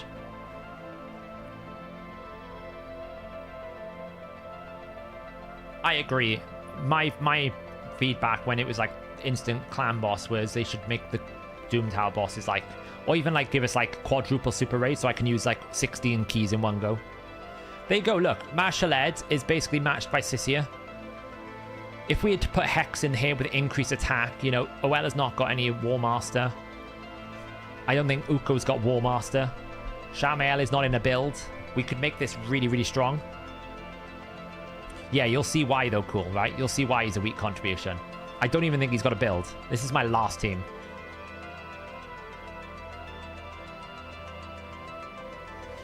Yeah, well, the problem is, Nexard, running stage 10 hard is less efficient than running stage 20 normal. There should not have been a situation when I release hard mode dungeons that it's better for me as an endgame player to go back to stage 20 normal because it's more efficient. They should have given the rewards so that stage 10 hard is better on a point efficiency for dungeon dive. So I actually get rewarded for running the harder content. Right now I'm actually punishing myself with a chance to get like 1 mythical artifact every so often, and then punishing myself in the events because I want to run hard mode. And that is the fundamental flaw. So...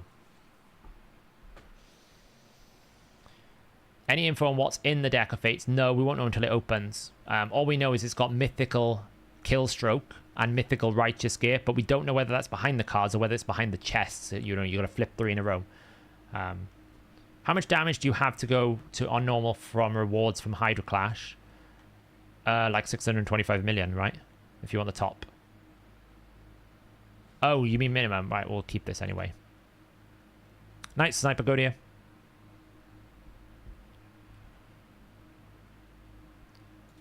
You need 35 million minimum contribution. Guys, Marshaled was missing a shield. No wonder why he was missing stuff. He wasn't even fully geared. He wasn't even in full gear. Oh well. Oh well. These things happen, right?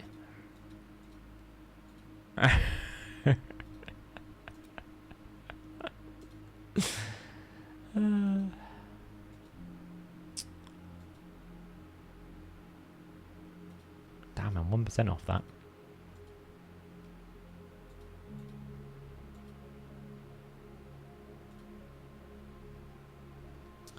You know, these things happen. At least it was in Savage, yeah. I mean, this is the Shaman LB we're using. So in terms of low damage contribution, I think that's the case. The dude is literally like... not built.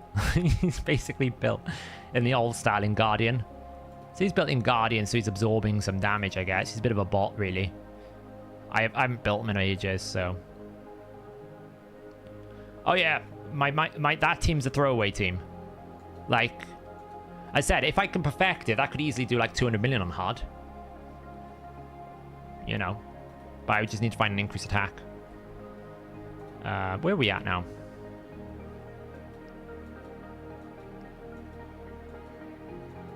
It takes forever for this to update. It's really annoying. Have I done my clan boss today? I don't think I have. I better do that. I will say, I've begrudgingly started using this because I keep forgetting to run clan boss. I don't like it, but I am. It's bad enough, but I got to. I haven't got time to run it now. I've left it too late. That's that.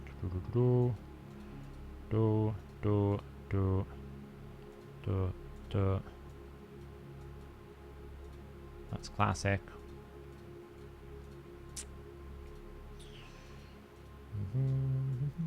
10 hours. Well, that's awkward. I have to burn that very quickly. I think we've done everything else, so that's kind of cool. Are there any rewards in here? We can get our 5-star ring. It's always 5-star. Okay. Right, has that updated our Hydra Clash position?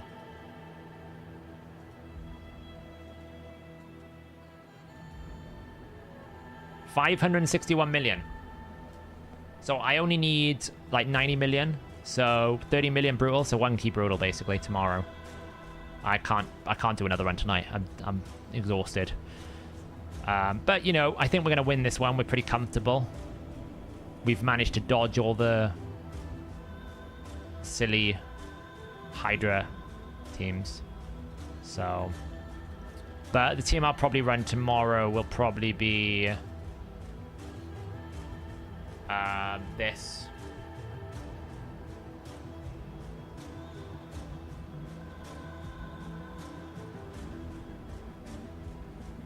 When will they nerf Kadabra and Tundra teams? I don't know, my friend. Probably never. I'm pretty sure they're hoping that everyone forgets about it. You know? Maybe cool. I feel like though they would have done it by now because they would have done it before CBC if they really cared about it. We'll probably be fine.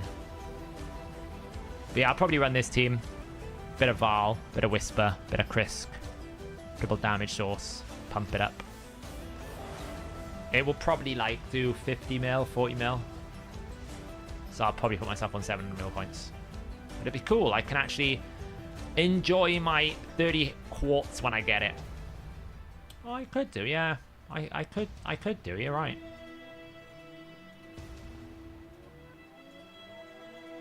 I don't really know who you take out though.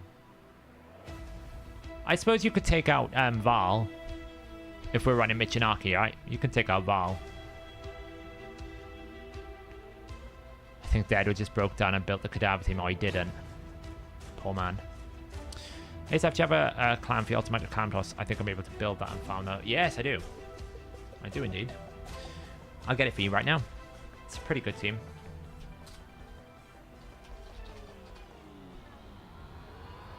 Let's find out.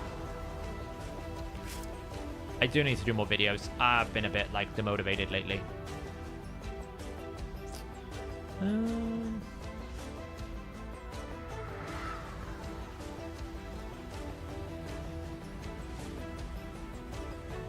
There it is. Found it.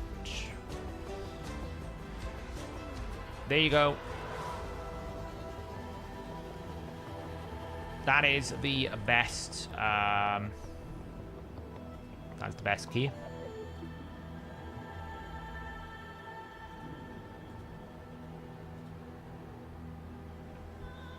That gives you all the information.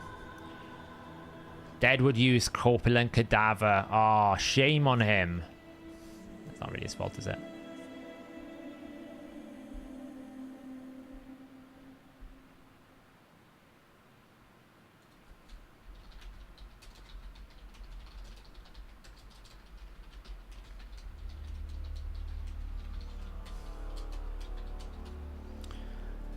Right.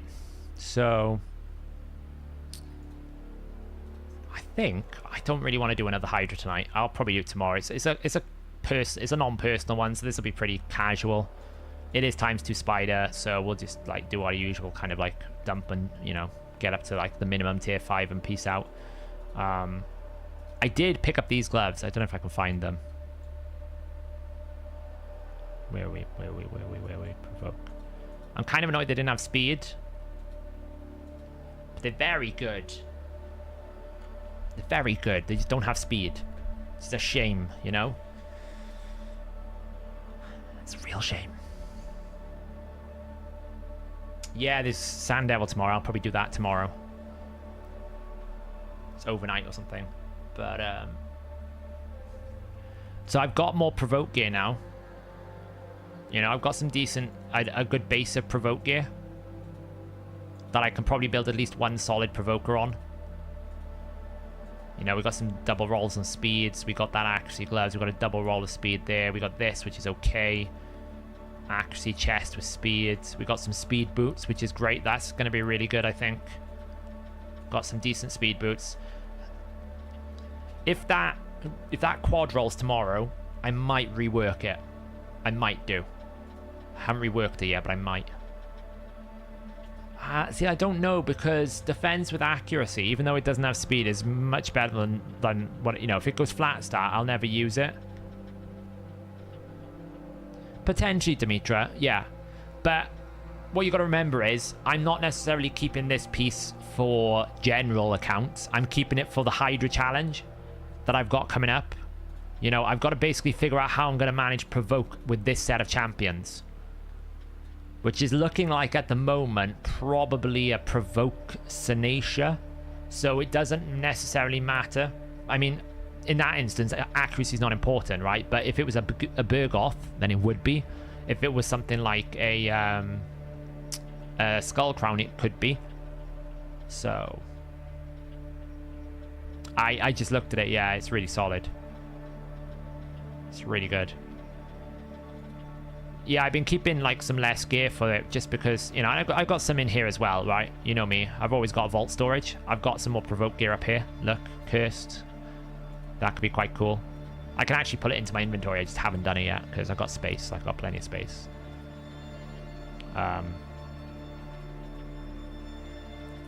You know, king of triple rolls, you know? Not the way you want it. I don't know why all these are going to pop up now.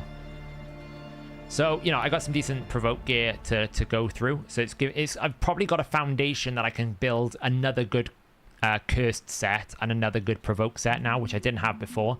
So you can see I got lots to go through. I actually probably should check if any of this is going to start expiring soon.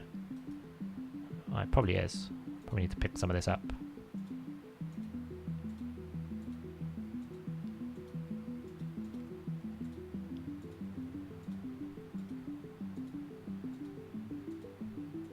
Before I lose it all.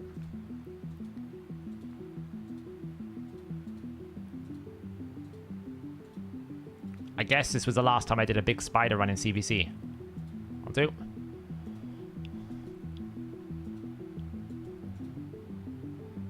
So, and we do have the 2 primals. I don't know when I'll pull them. I don't know what we got tomorrow, some other summoning event. I'll probably be forging up my my nice lethal gear I've been building up tomorrow. I'll be looking forward to that. And we'll see what this Deck of Fate does give us. But I should be winning this tournament. I don't think anyone's sniping me. So that's going to be nice. Some nice 6-star Relentless gear tomorrow. Can't bother with this, though. It's like, meh. Who cares about that? And then hopefully, maybe, I'll get a freaking... Oh, I should... Do I have Do I have a Sisia soul? Maybe I should pick up that Sisia soul. I don't know. I don't use it a lot. I don't really want to waste any of my tier 2 coins right now for that. Nah, it's fine. I'm still waiting for the Whisper Soul. I've got the essence there. It's ready to go. I've got the soul collection. It's ready to go. I'm just waiting for the damn Sisia, damn thing to show up. So we'll see what that comes up with. Yeah, but it's 120 and I just can't be bothered with it. It's not worth it. I very rarely buy anything like this. It's too expensive for me. Doesn't have enough impact. I'd rather keep enough so I can make like a 40 upgrade or a 20 upgrade for high value. It's just, you know, it's just too expensive.